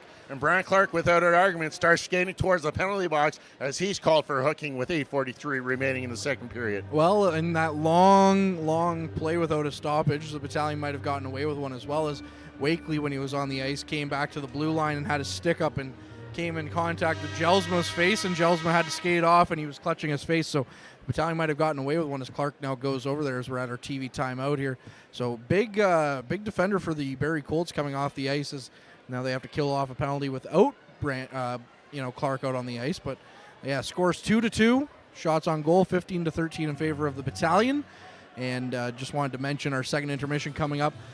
Ben Long, our intrepid producer, not the Ben that Tom always talks about on the Battalion broadcast, but he is an intrepid producer nonetheless, will be joining us here in the second intermission to talk all things Battalion and what he expects in the third period and how he's been enjoying the season so far, because he couldn't have picked a better season to start paying attention to Battalion hockey than this year right now. And they're coming on the road with us and enjoying all our fun here. And, of course, hitting up the Mandarin for dinner, Derek, so always a good time. It is always a good time. Every time on the road is always fun when we go together for these road trips. This is the fourth one we've done so far this year, and all of them have been enjoyable. But the momentum early on has been the Barrie Colts way in this second period so far. But this is a great opportunity for the North Bay Battalion to get that go-ahead goal and maybe get some momentum on their side for a change. I got to say, I mean, I thought Sarge was a scary mascot, but this Barrie Colts mascot's pretty scary too. Barrie wins the zone, wins the draw and fires it all the way down as Verbetic's going to have to come out and play it as Cardwell goes back. He's the first one back there on the forecheck. Verbetic going to have to make that pass as Nelson has it, gets it ahead to Cole. Cole going down the left wing side, trying to go past Lemieux. Skates it into the corner, still has it. Sends it back to the point for Nelson. Nelson near side for Petrov. Petrov holds it back to Nelson. Skates in a little bit. He's got room. Nelson wrist shot just wide of the net. Battling for it is Russell. Sends it to Petrov, but he sends it back, and Nelson wasn't able to get to it. So they're going to have to clear the zone. Cole gets it, trying to find Nelson as he was going through the middle of the ice. Lemieux has the puck and sends it off the glass down into North Bay Battalion territories. They're killing off some time. Cardwell on the full track, him and Arnsby battling for it. Far side for Verling, fires it into the chest of Verbetic, and the North Bay Battalion pick up the rebound as the Barrie Colts have been shorthanded now for 1 minute, and it's been most of the play in the North Bay Battalion zone so far this power play. Just wanted to say thanks to our partner, Noah Strong Campaign. You want to find anything else out about them, go to noahstrong.com, and they will get the information to you. They are a proud supporter of this power play. Connor Punnett picks up the puck as he checks Russell off of it, and he's going to send it all the way down with 35 seconds remaining on this North Bay Battalion power play. As Avery Winslow picks up the puck, skates through the neutral zone, gains the blue line, sends it to Wakely. Wakely carries it into the corner, sends it around the boards to the near side for Rose at the half boards. Simon Rose has it, skates it down to the goal line, back to Winslow at the point. Far side for Curry, couldn't one-time it, and the puck just bounces off his stick. He picks it up, sends it off just high over the net as Wakely picks up the rebound off the end glass, back to the point for Winslow. Winslow still has time. 5 seconds remaining on the power play. Rose shot through the middle, but gloved down by Guzda. Yeah, the first power play opportunity for the battalion couldn't get anything going. So the second one comes out, and they get a little bit more zone time than the first power play did. But again, yes, I just wanted to talk about the Noah Strong campaign. You know, as we mentioned, just go to their website. We will have more information to send your way here momentarily. Very thankful for their partnership with the broadcast and Frontline podcast as well. Shots are 16-14 in favor of the North Bay Battalion. Clark steps out of the penalty box, and we're back to 5-on-5 action here with 6:30 remaining in the first period as the puck is cleared into the North Bay Battalion zone. Jasmel battling in the corner there. He's checked by Romani. He's still battling for it. As Romani battling with him, Christopoulos comes in to help out. Romani has it. He just tries to flip it in behind the goal to try and clear some zone time. But Del Monte still there, comes down to help out for the Barrie Colts. Battling along the boards continues as they just carry it around. Finally coming out of the pack is Tabak. Sends it back to the point for Lemieux. Lemieux has it, sends it off the glass down low. Goes behind Jelsma, out to Del Monte on the far side. Romani comes in to take it away from him. Gets the puck out front. The shot off of Tabak's stick goes off the glass and out to the neutral zone. Allenson going back to his own blue line to pick it up. Gets it through to the neutral zone, but Tabak just tries to tip it away. Picked off by Christopoulos. Near side for Petrov. Gets the circle. Fires one into the chest of Guzda. Picks up his own rebound. Blockered away. There's the puck now in behind the net. In behind the net, Sema sends it to the near side for Petrov at the half boards. Goes down low, trying to make a move around one defender, but Grizzola picks up the puck, fires it off the glass, and it goes all the way down the ice for an icing call here. 5:27 remaining in the second period. We are still deadlocked at 2 apiece. I just wanted to say one thing that I've noticed about this Colts team compared to the last time that you and I were here, Derek, when the battalion absolutely mopped the ice with them 8-3. You can see what the confidence of having a solid goaltender can do for them as they picked up Guzda in a trade from the Owensound attack about a couple of weeks after that 8-3 loss to the Battalion. Whereas in that game, it looked like they were holding their sticks a little bit too tight and were afraid to make any mistakes. In this one, they know they have Guzda in net who's able to bail them out. And since coming over, he's played 4 games already, and they're 3-1 in those 4 games. And they're currently on a 3-game winning streak as the Battalion have the puck inside the Colt zone. Winslow backhands it, but loses it there, and a break happens for Smith. Good job by Winslow getting back and catching up to Smith and taking the puck away from him. He sends it ahead for Coe off the boards. Coe gets it ahead for Russell, just carrying it over the blue line. Leaves it for Petrov. Trying to look for Coe going down the right wing side, but it's tipped away by Punnett. Punnett gets it over the red line, carries it into the Battalion zone, trying to go through the skates of Nelson, but it's stopped there as Nelson does a good job closing off that area. Verlin gets it back, trying to hit Clark for the one-timer, but just goes into the corner. Ty Nelson has it for the North Bay Battalion. He's checked there by Smith. Verlin comes in to help. Puck squirts out to Olesen. His shot fired, but blocked by Rose as it goes in behind the net. Out to the point for Clark. Good job picked off by Coe. 2-on-1 developing. Coe down the right wing side. Centering pass to Petrov. Big split save there by Guzda, stopping Petrov on that one-timer as the puck now in the corner. Petrov back to the point for Gaudreau. His shot kicked aside by Guzda. Rose looking to center it, but it's picked off by Verling. Verling to Olesen. Olesen makes it a move around Van Steensel. Carries it down the right wing side, trying to cut to the net. He's hooked there by Potaloo, drawing that penalty. Barrie Colts will be going on their second power play of this second period. Unfortunately, on that 2-on-1 opportunity, Brandon Coe just looked like he was ready to pass the whole entire time instead of taking that shot, so made Guzda's life a little bit easier. But what a great save by Guzda with the sprawling or the split save again. That guy can bend in ways that I only wish that I could even attempt. But I was not a very good goaltender, so that's the difference as well. But yeah, what a great stop by Guzda, and now we'll see how the Colts do on the power play. Great job, Guzda making that split save, going from his left to his right, and then on the way back the other way, that 2-on-1, drawing that penalty as the Colts control the puck off of the power play. Olesen and Allenson playing catch there at the point. Allenson at the half boards. Olesen sending it down low. Tabak trying to center it, but a dive in Lucan intercepts that. Back to Olesen. His shot goes off some bodies in front, and it's into the corner, picked up by Arnsby, and he's going to send it all the way down the ice. 1:30 remaining in this in this power play. 3:30 remaining in the second period of play, and we're still tied at 2 apiece as the Barrie Colts.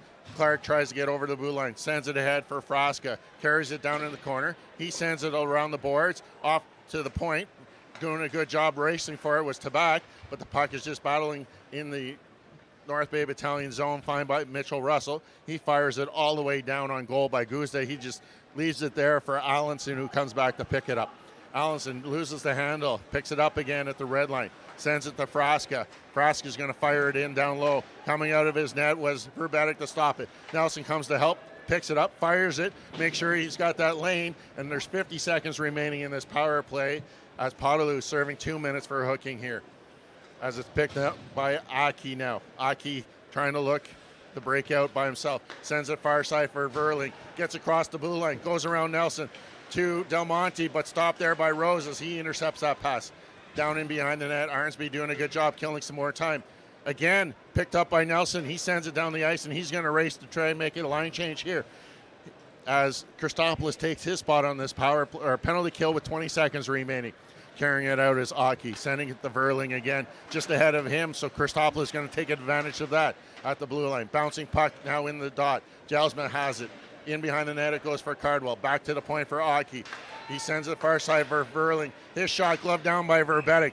With 1 second remaining in this power play of the Barrie Colts here, 2:08 remaining in the second period of play. That's got to be really annoying. You're ready to get back out on the ice, and next thing you know, oh no, you got to sit again because 1 second left in stoppage of play. One thing I really wanted to mention that we didn't see the last time that we were here, Derek, is behind both goals is they have a number 10 in Howardchuk written there for their former coach and, of course, Hockey Hall of Famer Dale Howardchuk, who lost his battle with cancer last year. So great touch by the Barrie Colts to have his name behind the nets. And we're back to 5-on-5 play as Potaloo comes out of the box. Puck rolls up in front of the penalty box as Wakely sends it to Petrov. He sends it down through the middle of the ice. No one there as it comes out to the neutral zone. Picked up by Del Monte. and it checked off his stick by Potaloo as the North Bay Battalion turnover. Winslow, nice little spin, backhand pass out to the neutral ice for Potaloo.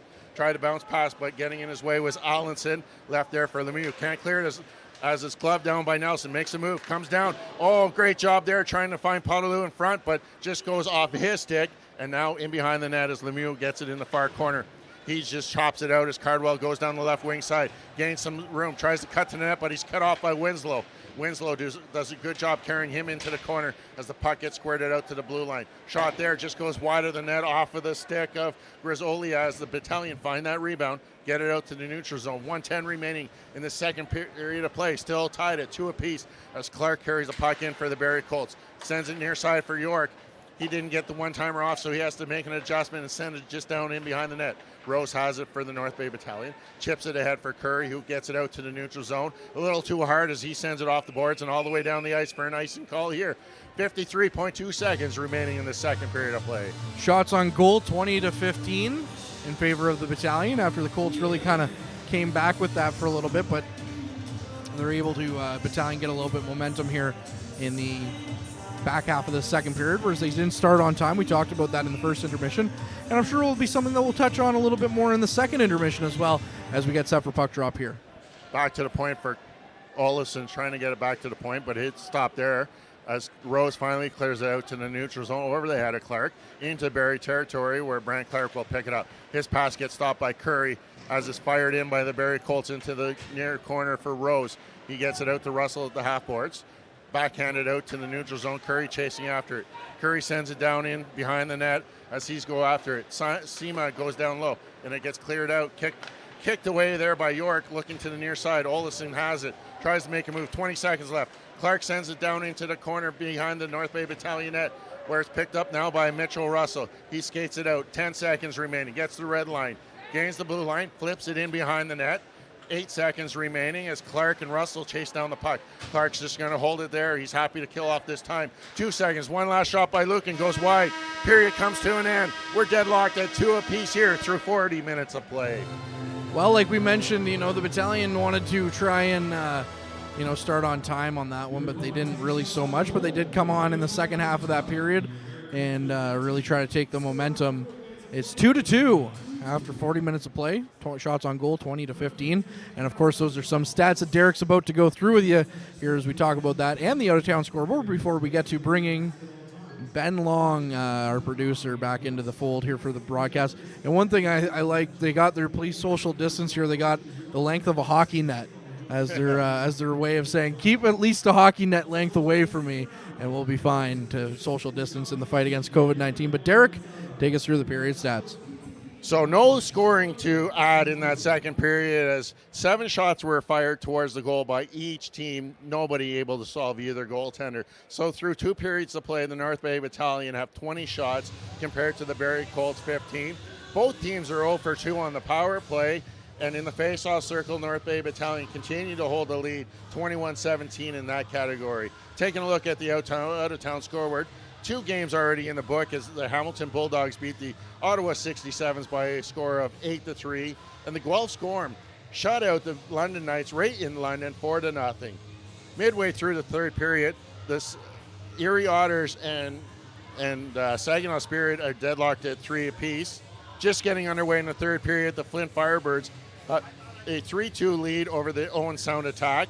Through 2 periods of play in Niagara, the Kingston Frontenacs and Ice Dogs are tied at 2 apiece, and the Kitchener Rangers now have a 1-0 lead over the Windsor Spitfires as the third period is getting underway. Well, gentlemen, what an exciting hockey period so far, a hockey game. Absolutely, and I just got a shout out to Cece, who on YouTube, just before we get talking about this, mentioning tomorrow's game. Try to fill the barn, and that's what we've been trying to preach. We want you to listen to our broadcast. We won't be offended if you're not listening to our broadcast because you're at Memorial Gardens. And, of course, wear an orange shirt tomorrow to the game as it's Indigenous Youth Day. Dallin Wakely, of course, going to factor big into that as he's from Curve Lake First Nation.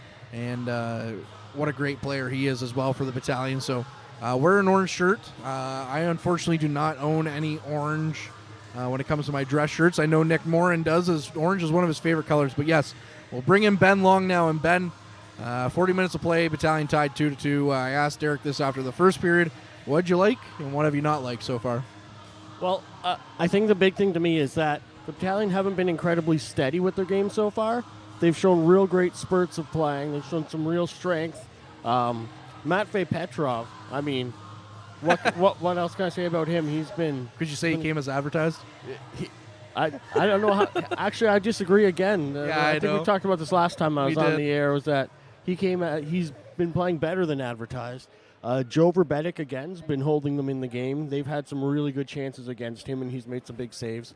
Goaltending's a big thing of this game. Now, tomorrow, we back-to-back games. I'm guessing we might see Dom DiVincentis play. He's not been a slouch either. So, no. I mean, I think, like we've been saying, and like was mentioned by Cece in the chat on YouTube, let's get as many people out there.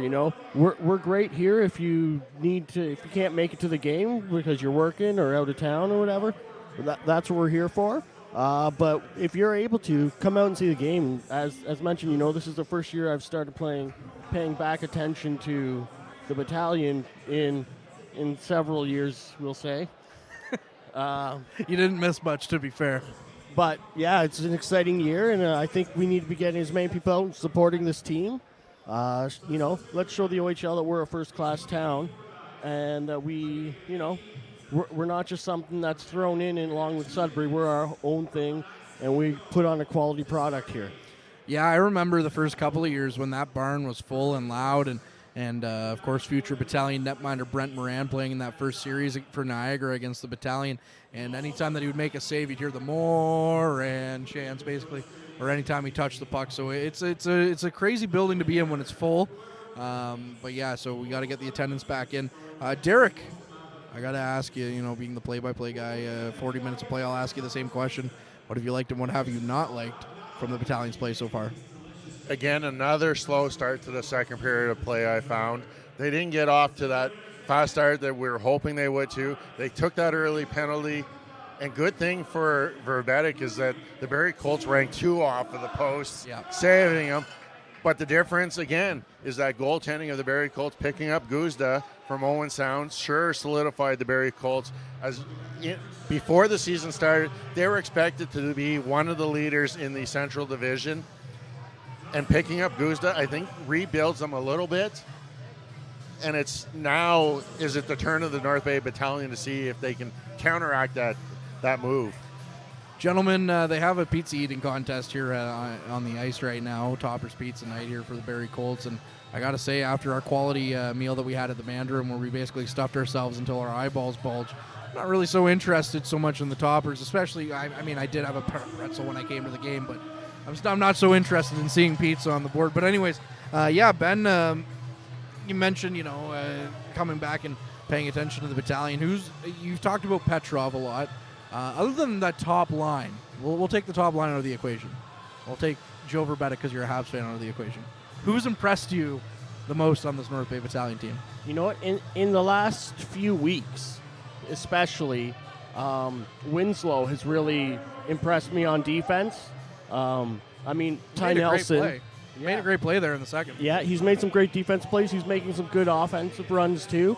Nelson gets a lot of glory, but I think Winslow is going to be, a key factor for them if they make a deep run into the playoffs. Lukin in the last couple weeks, he's really sort of solidified his play.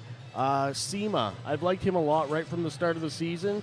I've just seen some, real flashes of brilliance out of him. He's got a good body to throw around a little bit, and he's been really sort of making more use of that. And the coaches have noticed that and been giving him some chances up the lineup a little bit more. Yeah, I think he's on the second line today, and that's good for him. He the points might not have come for him so far, but he was really strong in training camp for the Battalion. Him and Wakely were really the standouts in training camp, and Sema's just kind of fallen off a little bit to start, but he's really put it together here as he's gotten used to the game a little bit.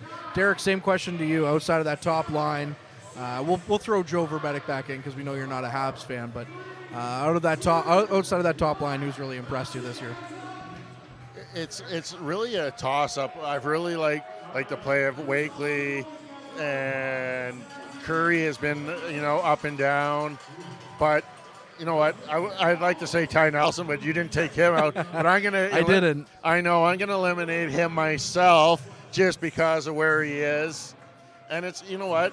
It's hard. It's like a lot of the players like Liam Arnsby and that are playing the way we expected them to be. That physical force, that leader by example. He's been that guy, Liam Arnsby. But you know what? Of the new guys, it's really Wakely's been my steal of that draft back in 2020. He's got 7 goals already, only 2 assists, but he's been showing a lot of confidence. I know he's kind of a little on a streak right now on the downside, but you know what? He's an impressive player, and he's got a lot of upside going forward. And just to cut you off a little bit in the chat here, we have Patricia mentioned that she was in the building the night that the Centennials won the championship. It's probably been about that long since I've really paid attention to a North Bay OHL team. I was a year old. Yeah, so I was young at that point still too, but I was into my minor hockey around those years. Then I moved out of town. I lived in Niagara for a while. They had some exciting teams there. And yeah, I think this is more exciting than the teams that I saw when I was living in Niagara following the Ace Dogs. There were some good teams like Mark Byzantine and Dougie Hamilton, I think, when you were down there, right? Yeah, those guys were all down there. I think the one year they had 3 first-round draft picks and a couple others that made it. And I think this team that we're seeing in North Bay right now is right along those things. And as Patricia says, the lads deserve a chance to see, butts in the seats. And I think that'd be great for the team, but I think it'd be great for North Bay as a city to have, come back into being, we came back in the first few years. There was a lot of attention on the battalion, but it's sort of slowed off a little bit since then. And I think I'd like to see that come back a little bit more, see a little more support for local product. Derek, were the Centennials, I guess the glory days were a little bit just before you moved to North Bay, right? No, I moved in 91, and so I got to see a lot of the glory days. I know I was one of those in the seats on a regular basis. It was an enjoyable experience. I remember guys like Yachmanov coming in as that import player, kind of along the lines of what we're seeing now of Petrov, doing a lot of the scoring, a lot of the great plays, and just seeing the similarities between the game back then. The only thing is it's kind of not that rough and tumble hockey that was back in the 90s, but the skill level, the things that these kids do with the puck nowadays is unbelievable. Like, we watch them in warm-up, and you see them juggling the puck as they're skating around, and then they'll kick it off their skate back up to their stick. They'll throw it way up in the air and catch it. It's unbelievable nowadays what these kids are doing with the puck, and we saw it the other night in the goal in Anaheim where I was just going to say. Where it was flipped by Zegras over the net to Milano. And you know what? Those things are becoming every day. Like, I remember an interview with Tkachuk out in Calgary, and they asked him about his shooting between his legs. And you know what? It wasn't really looked upon when he first started doing it, but it's like out of a necessity, it became almost second nature that he was firing pucks like that. And now it's regular to see players firing the puck because it just changes that angle and making it a little more difficult on the goaltenders, whose play also has improved so much since 80s and 90s. Yep. Well, and Adam Dennis has said multiple times on the podcast that, as a goaltender, it's all about deception from the shooters. How much can they hide it and how long can they hold on to it before you know where it's coming from, type of thing. One thing I wanted to say about that Anaheim goal, it was a fantastic goal. As a Blue Jackets fan, kind of sucks that they gave up Sonny Milano so quickly. And then I like John Tortorella, but man, he's had 2 bad takes this year where he talked about McDavid should just shut up and play, type of thing. And then saying that he thinks that goal is bad for hockey.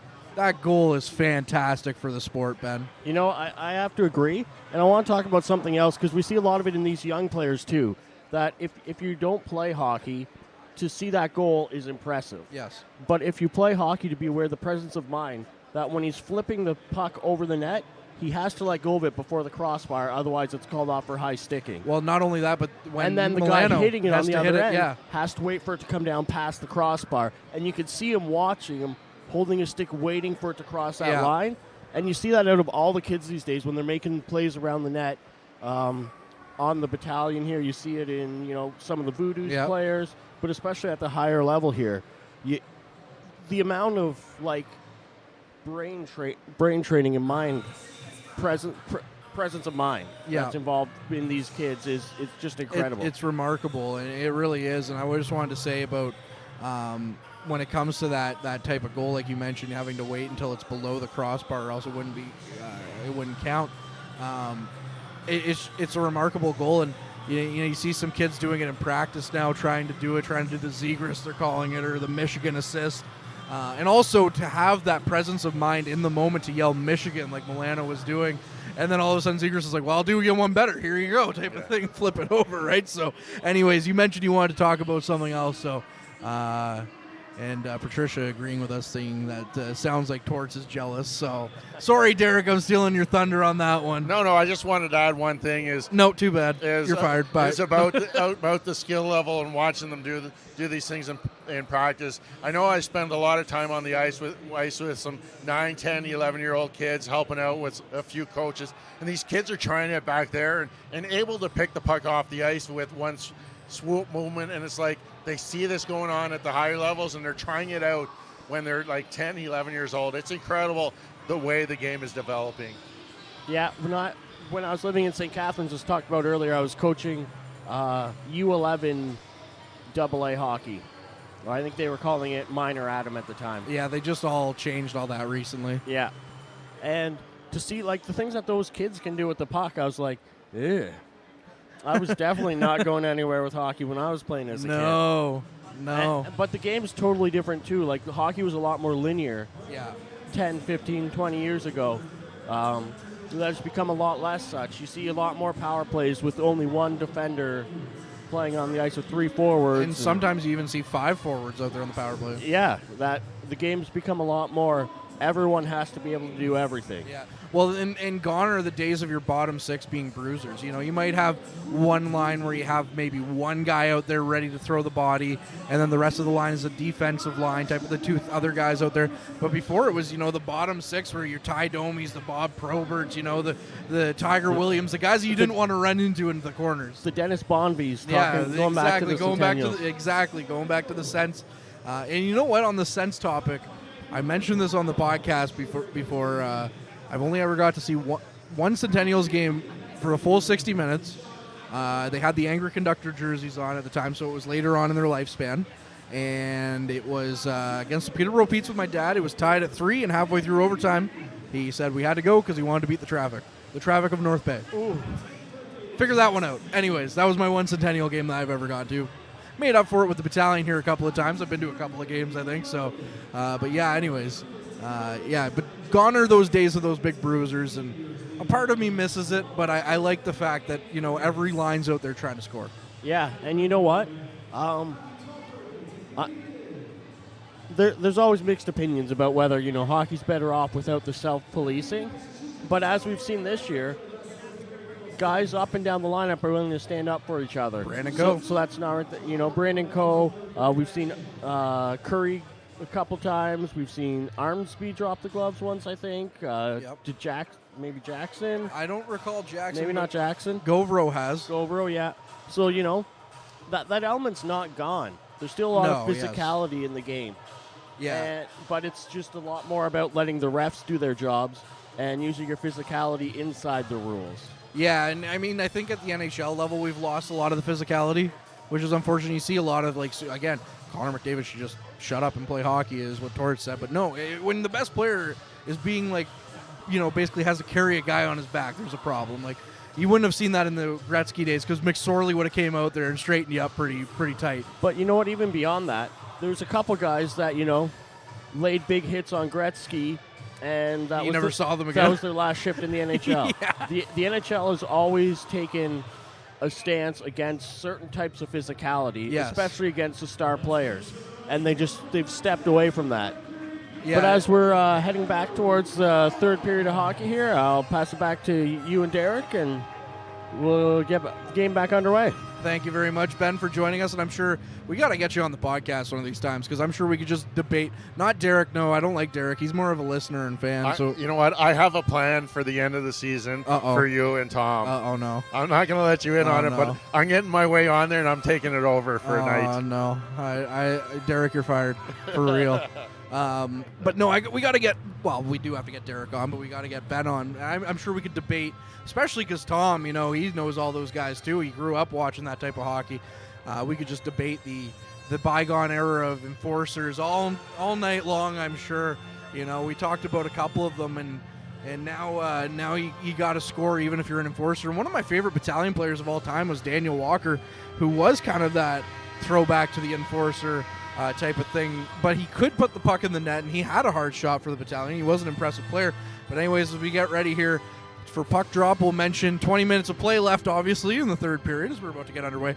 It's 2-2, shots on goal from 20-15 in favor of the battalion, and the third period is proudly sponsored by Northern Wood Customs. You can find them on social media, reach out to them, or give them a shout and say you want something done, and mention that you heard this advertisement on the Frontline Game Day broadcast, and they'll give you 10% off. Sounds like a good deal to me, Derek.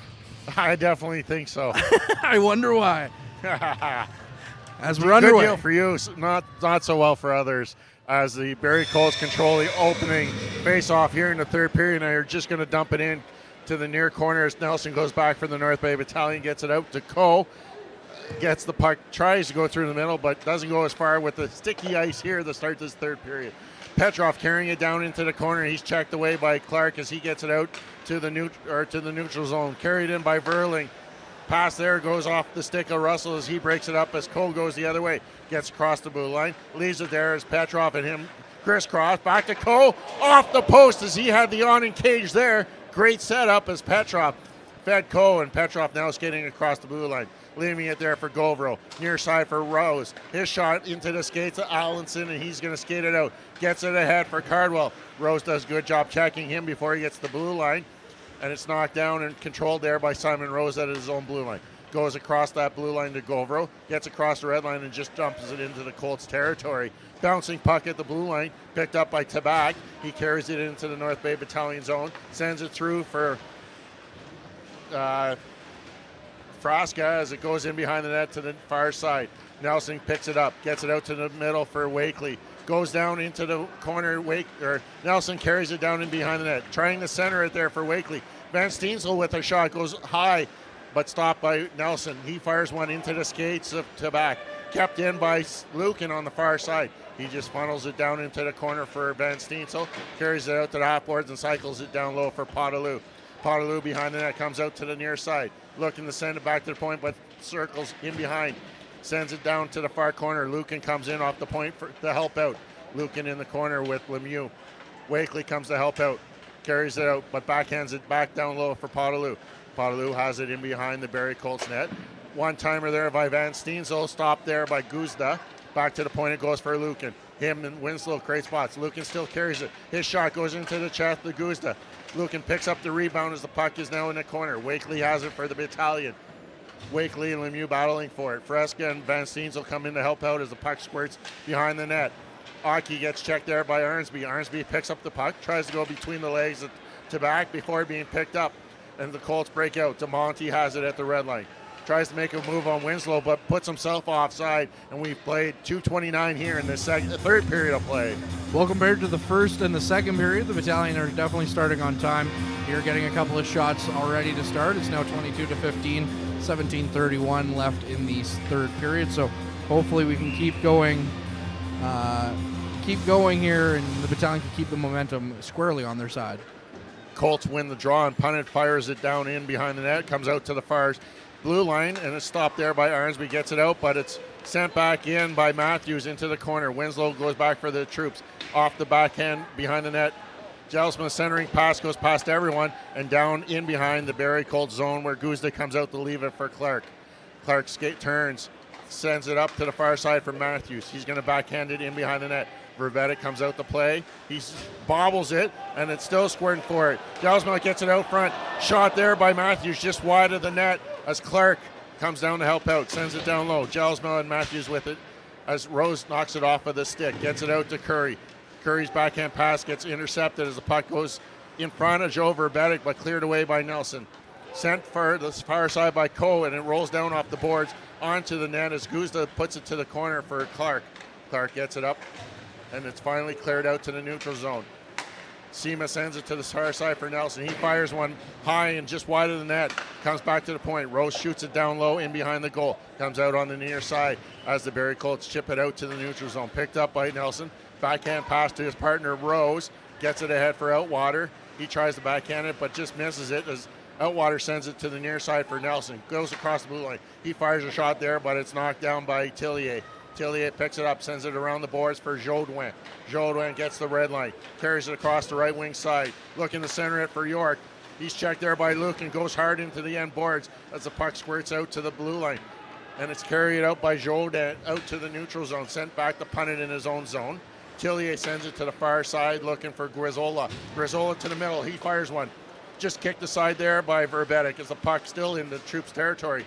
As it finally goes to the far side and gets out to the neutral zone, as Coe picking up a double shift here. Punnett carries it in, has nowhere to go, so he just sends it down low. Winslow picks it up for the Battalion, sends it to Lukin, who sends it to Petrov through the middle of the ice. Petrov gets out of his own zone, across the red line, got some speed down the right wing side, gets it to the goal line, centering it for Russell, just goes through his feet as it comes back out to the neutral zone. Barrie Colts come out, Olesen down the left wing side, rolls off his stick to Rose. Rose circles into the corner, looking, sends it, but the defender went with his partner Winslow. He keeps it behind the net, gets it to Petrov.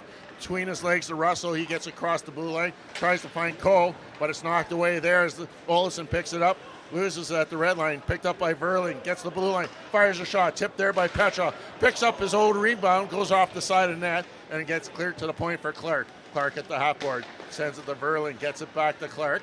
Verling now at the top of the circle, sends it near side for Allison. His shot goes backhand, forehand, sends it in. Still bouncing puck in front of Verbetic as he makes a save off of Clark. Clark picks it up in the corner, gets out to the top of the circle, sends it down low for Cardwell. He spins off the check of Winslow. Centering pass there. Great jobs by Verbetic getting across to his left-hand side to stop that shot by Olesen. Clark gets it down low. Sends it across the ice as Rose picks up the stick of Olesen as the puck goes through into the far side. Petrov sends it back to the point. Clark unable to keep it in. He's asking for a change as Allenson goes back to get it. Sent up to Verling. He gets it back in. Cardwell with it down the right wing. Spins at the dot. Gets it back. Olesen now at the dot. Spins two. Trying to send it back, but it's off the stick of Potaloo. Wakely picks it up, and he's got some room, so he skates it up to the neutral zone. He's going to flip it in behind the net, where Gusta comes out the lever for Aki. Good job there by Van Steensel. Gets it out the Potaloo. Bouncing puck as Wakely hits it out of the air as it goes off in behind the net. Back to the point. Nelson can't keep it in. He's forced to retreat to the red line. Check there by Tabak as it goes down into the Battalion territory. Del Monte battling for it. His centering pass doesn't find anyone, but Potaloo picks it up. Tries to send it in behind Wakely as the puck rolls down in the corner, and it goes all the way down the length of the ice for icing. They really don't like your voice here tonight, Derek. They keep making you talk too long to the point where it's going to start to hurt here shortly. You're going to have to rest it on the way back home. No singing in the car for you. Just snoring. Yeah, better not. I don't want to be the only one awake in the car. That's no fun. But, yeah, Barrie Colts getting a little bit of momentum, dragging themselves back into the shot total as it's now 23-20. In favor of the Colts, so getting a couple of shots there and a lot of dangerous looks in front of Joe Verbetic too. So the Battalion got to tighten down defensively as we talked about needing to start strong here in this third period. Barrie Colts win the draw near side to Allenson. He looks to shoot. Blocker just goes high of the blocker side. Clark picks it up on the far boards as the rebound goes that far wide. Knocked there by Aaronsby. Gets it to Russell, looking far side by Curry. He touches it and goes down for icing, but icing waved off. Aaronsby battles down low, gets to the Russell, tries to get his backhand, doesn't get through as the Barrie Colts pick it up. Tabak has it, gets through the red line, but he's checked off by the puck by Rose as Lucan picks it up and gets it ahead. Just chipped all the way down by Russell as he goes for a change as it's brought out to the neutral zone. It's brought up by Frasca. He's going to cross corner, dump it into the near side. A little too high, and it goes over the glass, so faceoff's going to come outside the Battalion blue line. 12:49 remaining in this game, our third period, as we're still tied at 2 apiece. Yeah, back and forth action here a little bit, but Colts again, like we mentioned, with the momentum here in the third period. 12:49, like Derek just mentioned, 23-20 shots on goal as the face-off is back at the neutral zone center ice dot. Won by the Barrie Colts, and they retreat all the way back to their own zone. Nice job there by Gelsma, leaving it for Matthews. Good job diving there. Nelson blocking up that centering pass as he takes it in the midsection. The puck gets out, just cleared the zone as punted, sends it back in, and they're going to have to force the tag up as the battalion have time to change or clear the zone. Winslow sends it to Nelson. Nelson takes his time looking ahead to Outwater. Just goes off of his stick as Gelsman and him are battling for it. Nelson picks it up, sends it off the boards to the neutral zone for Sema. He tries to chip it through, battling just at the blue line as the puck is just in front of the battalion bench. Cleared into battalion territory, still battling along the near side, just chipped out to the neutral zone by Winslow to his number 8 partner there, Tillier. Sends it to Punnett. He goes off the boards, and it's going to go the length of the ice for icing here with 11:59 remaining. One thing I've noticed here to start the third period is we haven't seen Spence as the referees and the linesmen are kind of getting going here talking about the Barrie Colts bench. Not sure what was going on there, but yeah, we haven't seen McQueen Spence yet, and I'm just trying to see if I can see him on the battalion bench, but I can't really see from here, so we'll have to keep an eye on that. But I've seen a lot of double shifts here for a couple of players on that fourth line, as now Ryan Houlihan's wondering what's going on with the referees. Playback underway here as the Barrie Colts win the draw, but it's picked up by Coe. Trying the centering pass. Russell knocks it down out of the air, but it goes into the corner, and the Barrie Colts find it and send it all the way down the ice. Chasing after is Govero, but icing called here. And again, the Barrie Colts trying to make some late changes.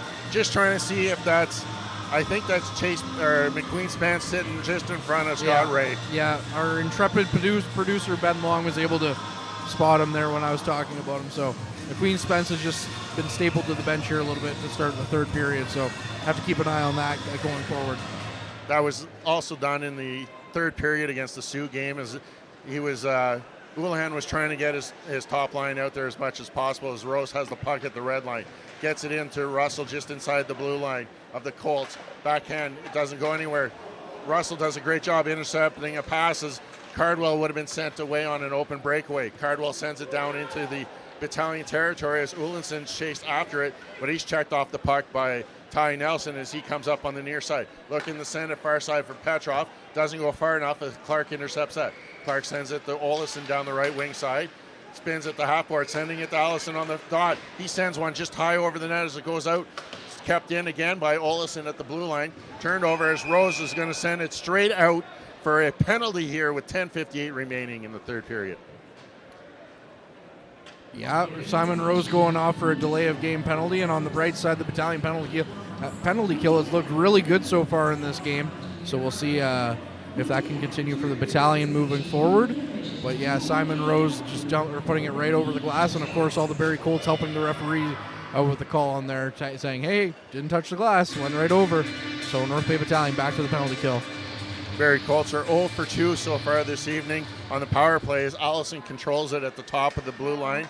Dead center as Clark sends it far side for Olison. Olison walks down, sends it back to Allison. Near side to Clark at the top of the circle. One-timer there for Allison. Little high over the net, off the back of the net it goes.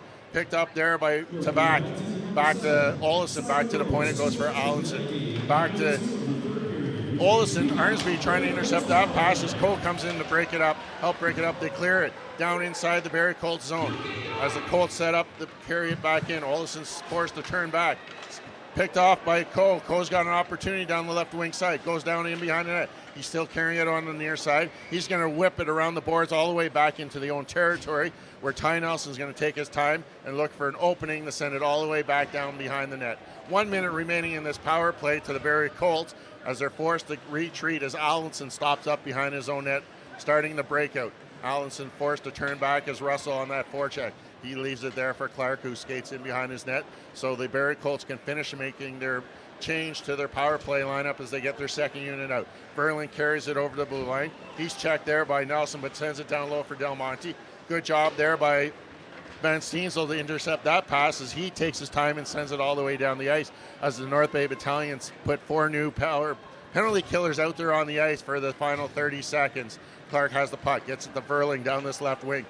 gets into the zone and just fires it in behind the net. Luke in there first, tries to clear the zone, but it's knocked down there by Cardwell. Back to the point for Verling. His shot goes off the blocker of Verbetic and out over the glass for a stoppage of play. I just wanted to highlight that previous shift by Brandon Coe, where he went down, tried to get a little bit of a break, but couldn't. Circles back around, is able to intercept the puck, take it all the way back down to the Barrie Colts zone, and turn around and send it all the way back to the North Bay Battalion defensive zone.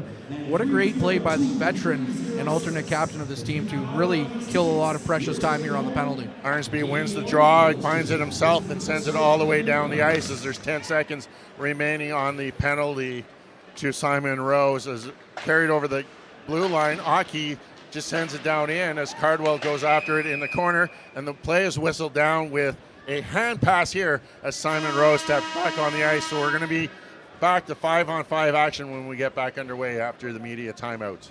So we'll have the post-game show for you, and then head on over to Bay today to check out the post-game article that we'll have for you. We won't have the coaches' comments, unfortunately, in this game for you, as we do want to get back on the road relatively soon, because, of course, it is winter in Northern Ontario. So, it's not going to be the greatest drive back, but we're going to try anyways. So we got a game for you tomorrow. That's our next broadcast. It'll be against this same Barrie Colts team. And we heard Scott Ray in the pregame talk about how he really wants, to go home with these 2 points, because it's all money in the bank when you come away with the 2 points in a home and home. So again, back-to-back against these Barrie Colts this weekend. And the Battalion want to keep their winning ways. They have 8:58 left to try and get a goal before this game heads to overtime. Yeah, it's been quite the interesting development of the game. All 4 goals being scored in that first period, and nothing since. And, it's been a lot of action back and forth. Both teams hitting post numerous times, but it's going to take one lucky shot to beat one of these goaltenders who have been on top of their game so far this evening. Absolutely, and like we mentioned, this is a different Barrie Colts team that we saw previously. They have Matt Guzda in net for them, and he's done really well for them so far as compared to the team that we saw when we were here last year, when the Battalion really blew the doors off that game 8-3. They definitely did, going 3 for 4 on that power play and the penalty shot by Potelou, as the Battalion win the draw back to Simon Rose. Sends it far side to Van Steensel. He sends it down low as Guzda steers it away from his crease and is flipped off the glass out to the neutral zone. Govro sends it to Rose, waiting at the red line across. He's going to send it in cross corner off the boards. Aki gets it out to the neutral zone. Chipped out. Kicked ahead there by Gurazola, and the Battalion return the favor and turn it right back over. Lemieux has the puck stripped from him as Potelou goes after it behind the net. Potelou carries it. He cycles it down low for Wakely. Wakely comes up the half boards. He still has the puck. He's being watched there by Lemieux. Potelou comes in to help out. Potelou carries it into the corner, centering it there all the way back to the point for Govro. He's going to send it towards the net. Tipped just wide by Van Steensel as the puck bouncing in front of the net. Picked up by the Colts. They get it out. Matthews over. Goes across the red line. He's going to dump it in as they have to go for a change. Verbetta comes out to leave it for Govro. Govro gets it up to Coe, just out of his reach, and it's going to go down the ice for icing here with 7:53 remaining in this third period of play. 2-2 the score, 24-21 the shots on goal for the North Bay Battalion. So the Battalion having the slight edge in shots, hoping of course that they come away with the slight edge of goals when it's all said and done in this game. The Battalion coming in off that impressive overtime victory over the Sioux Greyhounds on Thursday night. The Colts have been sitting idle for some time. So Derek, plays back underway. Yes. The Del Monte has it for the Colts, sends it down low for Tabac. He cycles it down low for Frasca. Good job there by Govro to come out, as he's been out there for quite a length of time as the icing made him forced to stay out. Petrov has it. He leaves it just under the blue line for Coe as he rolls one in on the goal. Winslow does a job clearing it down low for Coe. Cross ice, back to Petrov looking for Russell backdoor, just out of reach of his stick as Russell now has it afterwards. Sends it behind the net for Coe. Nelson trying to sneak in. He misses it, but back to the point for Winslow. Off the glove of Guzda. Russell jumps over on the rebound into the corner. It goes as Tabac gets it ahead for Frasca. Winslow doing a good job off of the curved glass, and it's going to be ruled that it went out of play as Winslow put it out into the Barrie Colts bench. Solid shift for the North Bay Battalion's top line there of Russell, Coe, and Petrov. keeping things in, and that would have been a nifty little play if Nelson was able to make contact with that puck as it was sent out front to him, and he was sneaking in. And that just goes to show the great IQ of Nelson. He's always kind of looking one play ahead. And if this is the ceiling that we have for him this year, imagine what he's going to be like in the years to come. Barrie Colts get the puck out to the neutral zone where Cardwell looking for Olesen. Comes down the left wing side. He's got some room. Good job by Lucan to get a stick on it, forcing it in behind the goal. Rose goes into the corner. He's watched there by Olesen. Lucan and Rose battling for it. Squeaks out to Verling. Shot knocked down by Verbetic. Back to the point for Punnett. Punnett fires one. Kicked away by Cardwell. Actually kicks it into the corner. Off of that shot as Wakely picks it up and carries it out to the red line. He tries to dump it in, but it's knocked by Punnett. Wakely picks it up himself, carries it down, turns into half boards and sends it in behind the net. Harnsby goes in, delivers a hard hit on Verling, but the Barrie Colts break out just out of the reach of Olesen as Lucan picks it up, sends it off the boards and out. Curry trying to chip it down low. Cardwell will help out and send it down to Tillier in his own zone. Tillier over to his partner Punnett, just inside the blue line. He gets it out to Olesen. Olesen's pass is intercepted by Romani, but he's goes offside as Curry had yet to clear the zone. 6:12 remaining in this third period of a 2-2 tie. Yeah, Josh Curry now having some words for a couple of the Barrie Colts. Looks like it's going to get a little bit chippy, and of course we've seen a lot of these games where teams have had home and homes where it's kind of bubbled over in the next game. So we'll see if they keep a level head for the rest of this game, or if it does bubble over tomorrow. We'll have to keep an eye on that one, Derek. Lemieux carries the puck out to the red line where Smith dumps it in behind the goal. Verbetic just calmly clears it into the corner for Winslow. Winslow carries up the half boards. It goes off the glass. He just gloves it ahead by himself. Sema waiting to see if somebody will touch it, and it's whistled down on a hand pass offside. Who really knows what the whistle was for? They just wanted to put the whistle out there just to hear it. They didn't hear it enough for this game. It's coming in the offside circle, so I'm guessing it's offside. McCrank pointing to himself that he was the mistake. Sema picks it up and sends it down in behind the goal where it's picked up by Aki. He just chips it ahead from Matthews at the half boards. Couldn't clear it as Romani comes in to keep it in. Romani battling for it at the half boards. Cycles in, turns, spins away from one checker. Comes in to help his Sema. As the Barrie Colts can't clear the zone, it's kept in there by Winslow. In behind the goal it goes. Out on the near side, Lemieux. Lemieux tries to get it ahead for Jelsma. Sends it to the far side for Matthews. Over to Smith in the neutral zone. Smith leaves it for Matthews. Sends it back for Smith, trying to hit Matthews in behind the net as Nelson picks it up in behind the goal. Clark pinches down to the half board. Sends one in front. Bouncing puck in front of Verbetic. Still there. It's still loose. Still trying to find it, Verbetic. It's now blown down as Verbetic able to find a loose puck there. As some words are being exchanged between Bo Jelsma and Ty Nelson in front, but cooler heads are going to prevail. No penalties on the play. 5:05 remaining in this third period of a 2-2 hockey game. One thing I really like about Ty Nelson is no matter what happens with the play, is he goes right back to his goaltender, taps him on the pad, says, something along the lines of "we'll be better," or thanks for having our back, or something like that. And you've got to ask him that the next time I talk to him, what he's saying when he keeps going back to his goaltender. But it's always nice to see him go back and acknowledge Verbetic or David Chentis and say, we got this. Face-off tied up there in the far face-off circle as it's pinned against the boards. Coming out with it is Frasca. Del Monte's backhand shot steered away there by Verbetic as it's now in behind the goal. Russell trying to clear it. Picked up by Frasca. Spins, fires just wide of the net. Great opportunity there as the puck comes out to Coe at the blue line. Gets across in the Barrie Colts zone. Fires a shot from a bad angle. Kicked aside by Guzda and cleared away by Brant Clark. Looking to stretch the ice for Del Monte. He's got Rose there. Rose trying to keep him at bay. Good job by Simon Rose picking up, backhanding it through the neutral zone as Russell just kicks it out in front of him where Brant Clark is going to have to retreat. He sends it out to Del Monte. 2-1 developing. Del Monte looking for Tabak. Tabak fired just out of the reach of Verbetic and goes wide of the net as the puck gets cleared out to the neutral zone. Over to Coe as he crosses. He takes a shot, trying to go through the legs. Follows up his puck. Puck is rolling in behind. Somehow Guzda sits down on it and the whistle blows here. 4:10 remaining in this third period of play. Well, you know what? One of these old sages of the old guard, Don Cherry, always used to say, you see a big chance at one end, and it either result in another big chance or a goal at the other end. As we saw that with that one, Joe Verbetic making a big stop there for the Battalion to keep things tied at 2. And then Brandon Coe going down the ice and almost sneaking one past Guzda, who ends up sitting down on it to get the stoppage of play. Face-off coming to the blocker side of Guzda, won by the Battalion. Wakely sends it down for Potaloo and behind the net. Van Steensel goes in to help out. Out to the half boards, it goes for Wakely. He sends it down to Van Steensel in the corner.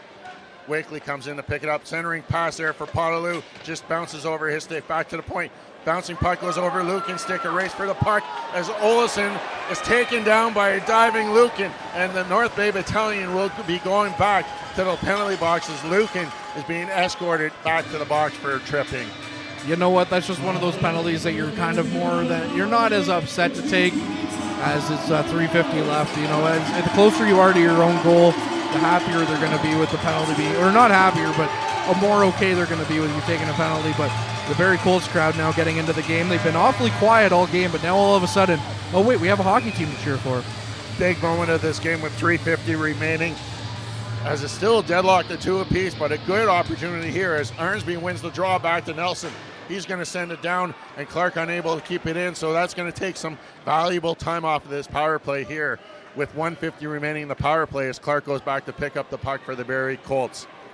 Clark breaks out in front of his own net, sends it to Verling up the near side, gets across the blue line, trying to send it across the middle, but Nelson there finds it. He takes his time to make sure he can backhand it all the way down the ice. 1:30 remaining in this power play opportunity to the Barrie Colts as Brandon Clark goes back to pick it up, the captain of the Barrie Colts team. Sends it near side again for Verling. Rose does a good job holding the blue line, forcing him to dump it in. Verbetic just sends it off the glass out to the far side. Back to the point for Clark. He sends it down to Cardwell.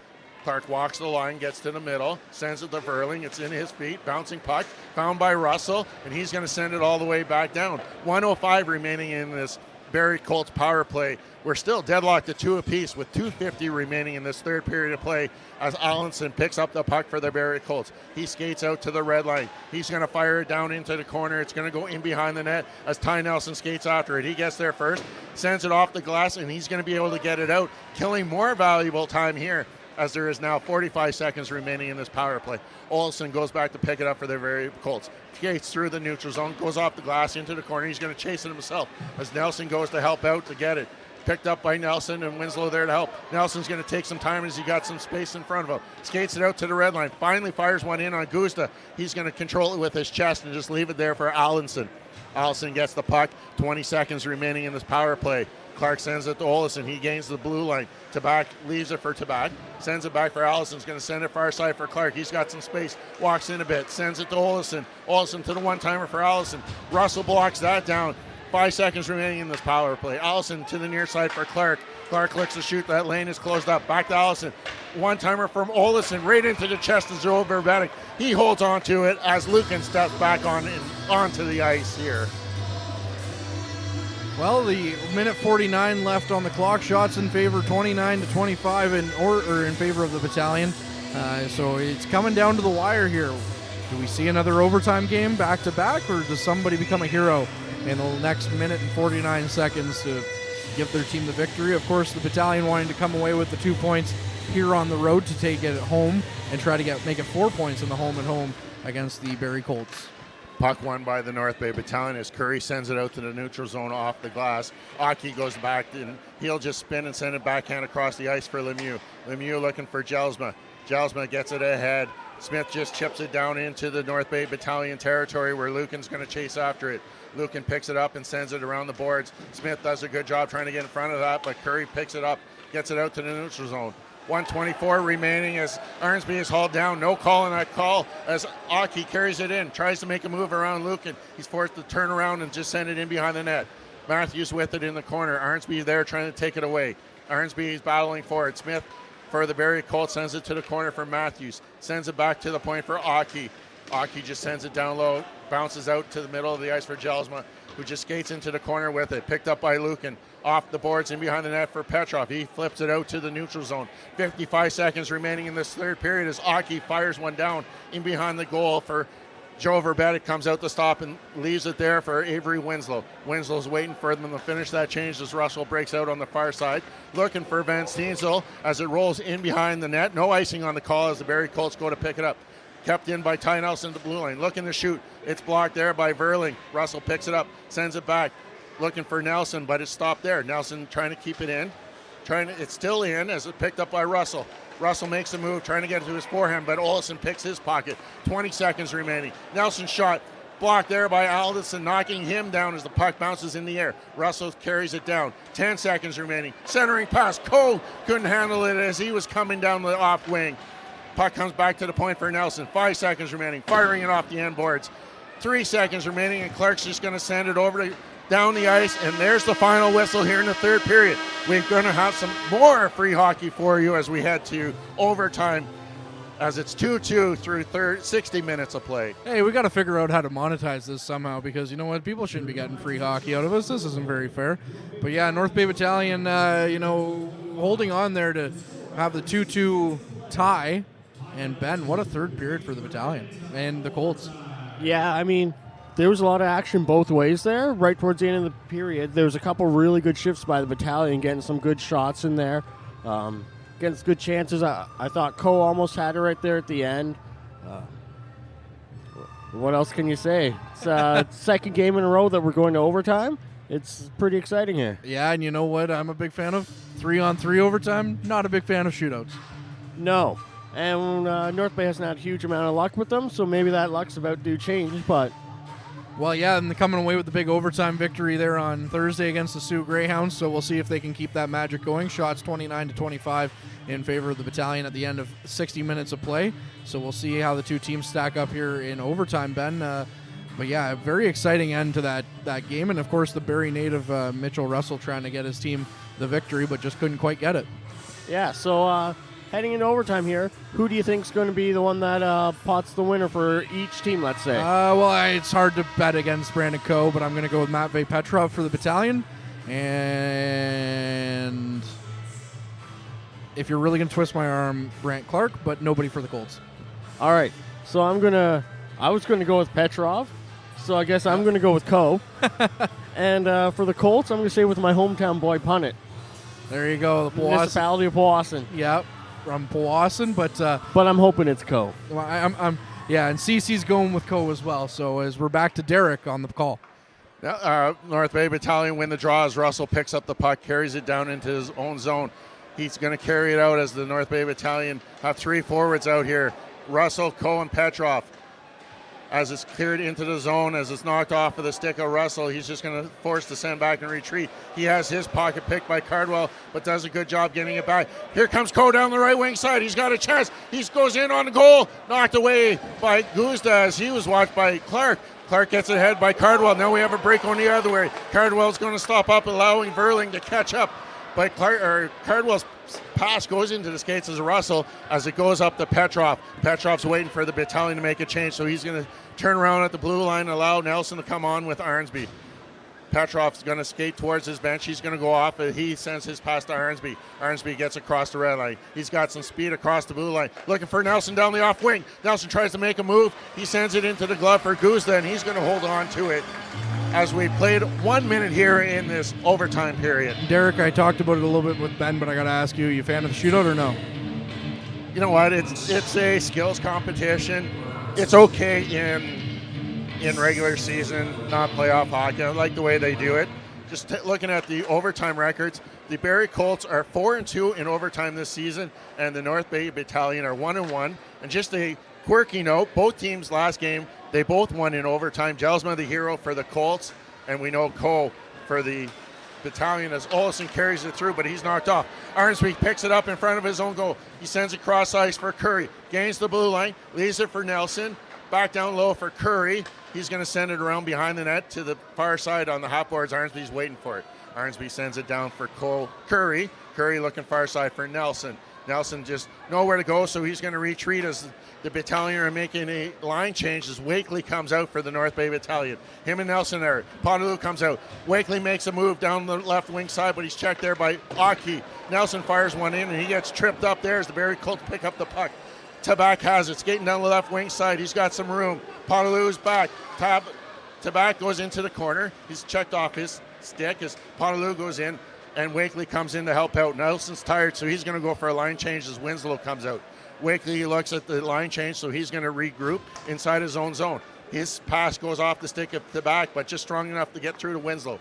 Picked up by Wakely at center ice. He gets some speed going across the blue line. Him and Potaloo crisscross, but nowhere to go, and Wakely's tired, so he wants to change. Sends it to Winslow. He's got some speed down the left wing side. Fires one into the chest of Guzda, who just clears it from Brian Clark as there's some time there. Cardwell carries down the left wing side. Goes across the blue line. Crisscrosses with Jelsma. Leaves it for Jelsma. He can't find the handle on it as he's being watched there by Coe. He sends it to Cardwell. They're going to retreat. 2:15 remaining in this overtime period as Cardwell trying to settle things down at the face-off dots in their own zone. He sends it to Clark. Clark breaks out. He's got some speed. He's going down the left wing side, gets to the top of the circle. Sends it to Jelsma. Jelsma, the hero of the other game, fires one. Glove down by Joe Verbetic. 2:01 remaining in this overtime period. Yeah, they really want you to lose your voice for tomorrow's game, don't they, Derek? Because there's been a lot of long play here in the third and long play here in overtime as well. And I just want to say to Barb Tressiter, I hope I'm pronouncing your last name right. I appreciate the fact that you're a Colts fan, but we don't like that kind of negativity around here. Face-off coming to the blocker side of Joe Verbetic. 2:01, as I said, remaining in this overtime period as the face-off is won by the North Bay Battalion. Again, as soon as they win the draw, Rose goes to the bench in exchange for a third forward as Petrov comes out. Russell, Petrov, and Coe are out there. Coe has the puck, gets across the blue line, down into the dot, fires a shot off the shoulder of Guzda. Puck bouncing around. Where is it? It's in behind him, and he holds it as it's sitting on top of the net there. Nobody really sure where it was. We weren't sure where it was because we couldn't see it sitting on top of the net. It doesn't help that I'm blind as a bat, too, so and we're in the far end of the rink because we're in the furthest spot possible in the media box, which is around where the battalion blue line is.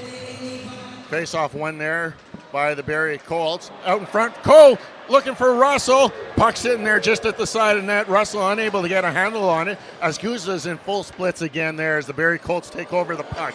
Del Monte has it at the half boards. Tries to make a move. 2-1 developing. Del Monte is coming down with Verling. Coe dives there. Intercepts the pass. Good job by Coe as there's three forwards out there for the North Bay Battalion. Russell sends it to the far side, just bounces over Petrov's stick, but with the extra ice out there, he's able to skate onto it. Makes a move right where he scored from earlier. Shot there, but blocked away by Verling as the puck squirts out to the Barrie Colts zone. 1 minute remaining in overtime as Russell turns, carries it back in, carries it down to the top of the face-off circle. Him and Nelson are crisscrossing, leaving it there for Nelson. Nelson and Coe now back to the point where Russell's waiting on the near side. He just sends it down in behind the net as he's tired and looking to get off. Clark breaks out, 40 seconds remaining. Clark going down the left wing side. Gets past the Coe, diving spot, toe drag there. Over the net it goes as he made a beautiful move there on the toe drag. Picks up the puck in behind the net, tries to tuck it in, trying to make a little move. That one rolls over the top of the net again. Arnsby with it now in the corner. 25 seconds remaining. Arnsby punches it out. 2-on-1 now. Nelson and Coe going. Nelson carrying it down the left wing side. Diving shot there by Nelson off the stick of Guzda. Goes up in the air. 10 seconds remaining. Clark's going to just try and let things get one last rush here as he gets things out. Olsen has it. Gets across the blue line. Going down the left wing side. He's checked there by Curry. Forced to return. 2 seconds remaining. We're going to head to a shootout here in Barrie this evening. 2-2 after overtime solves nothing. It's like they almost don't want to send us back to North Bay right now because, even extra time. Ben, we talked about it while we were going into overtime. We were talking about we're not really big fans of the shootout, but here we are. Yeah. As a hockey thought, I don't really like it. As purely as a spectator, it is entertaining. Yeah. I get that.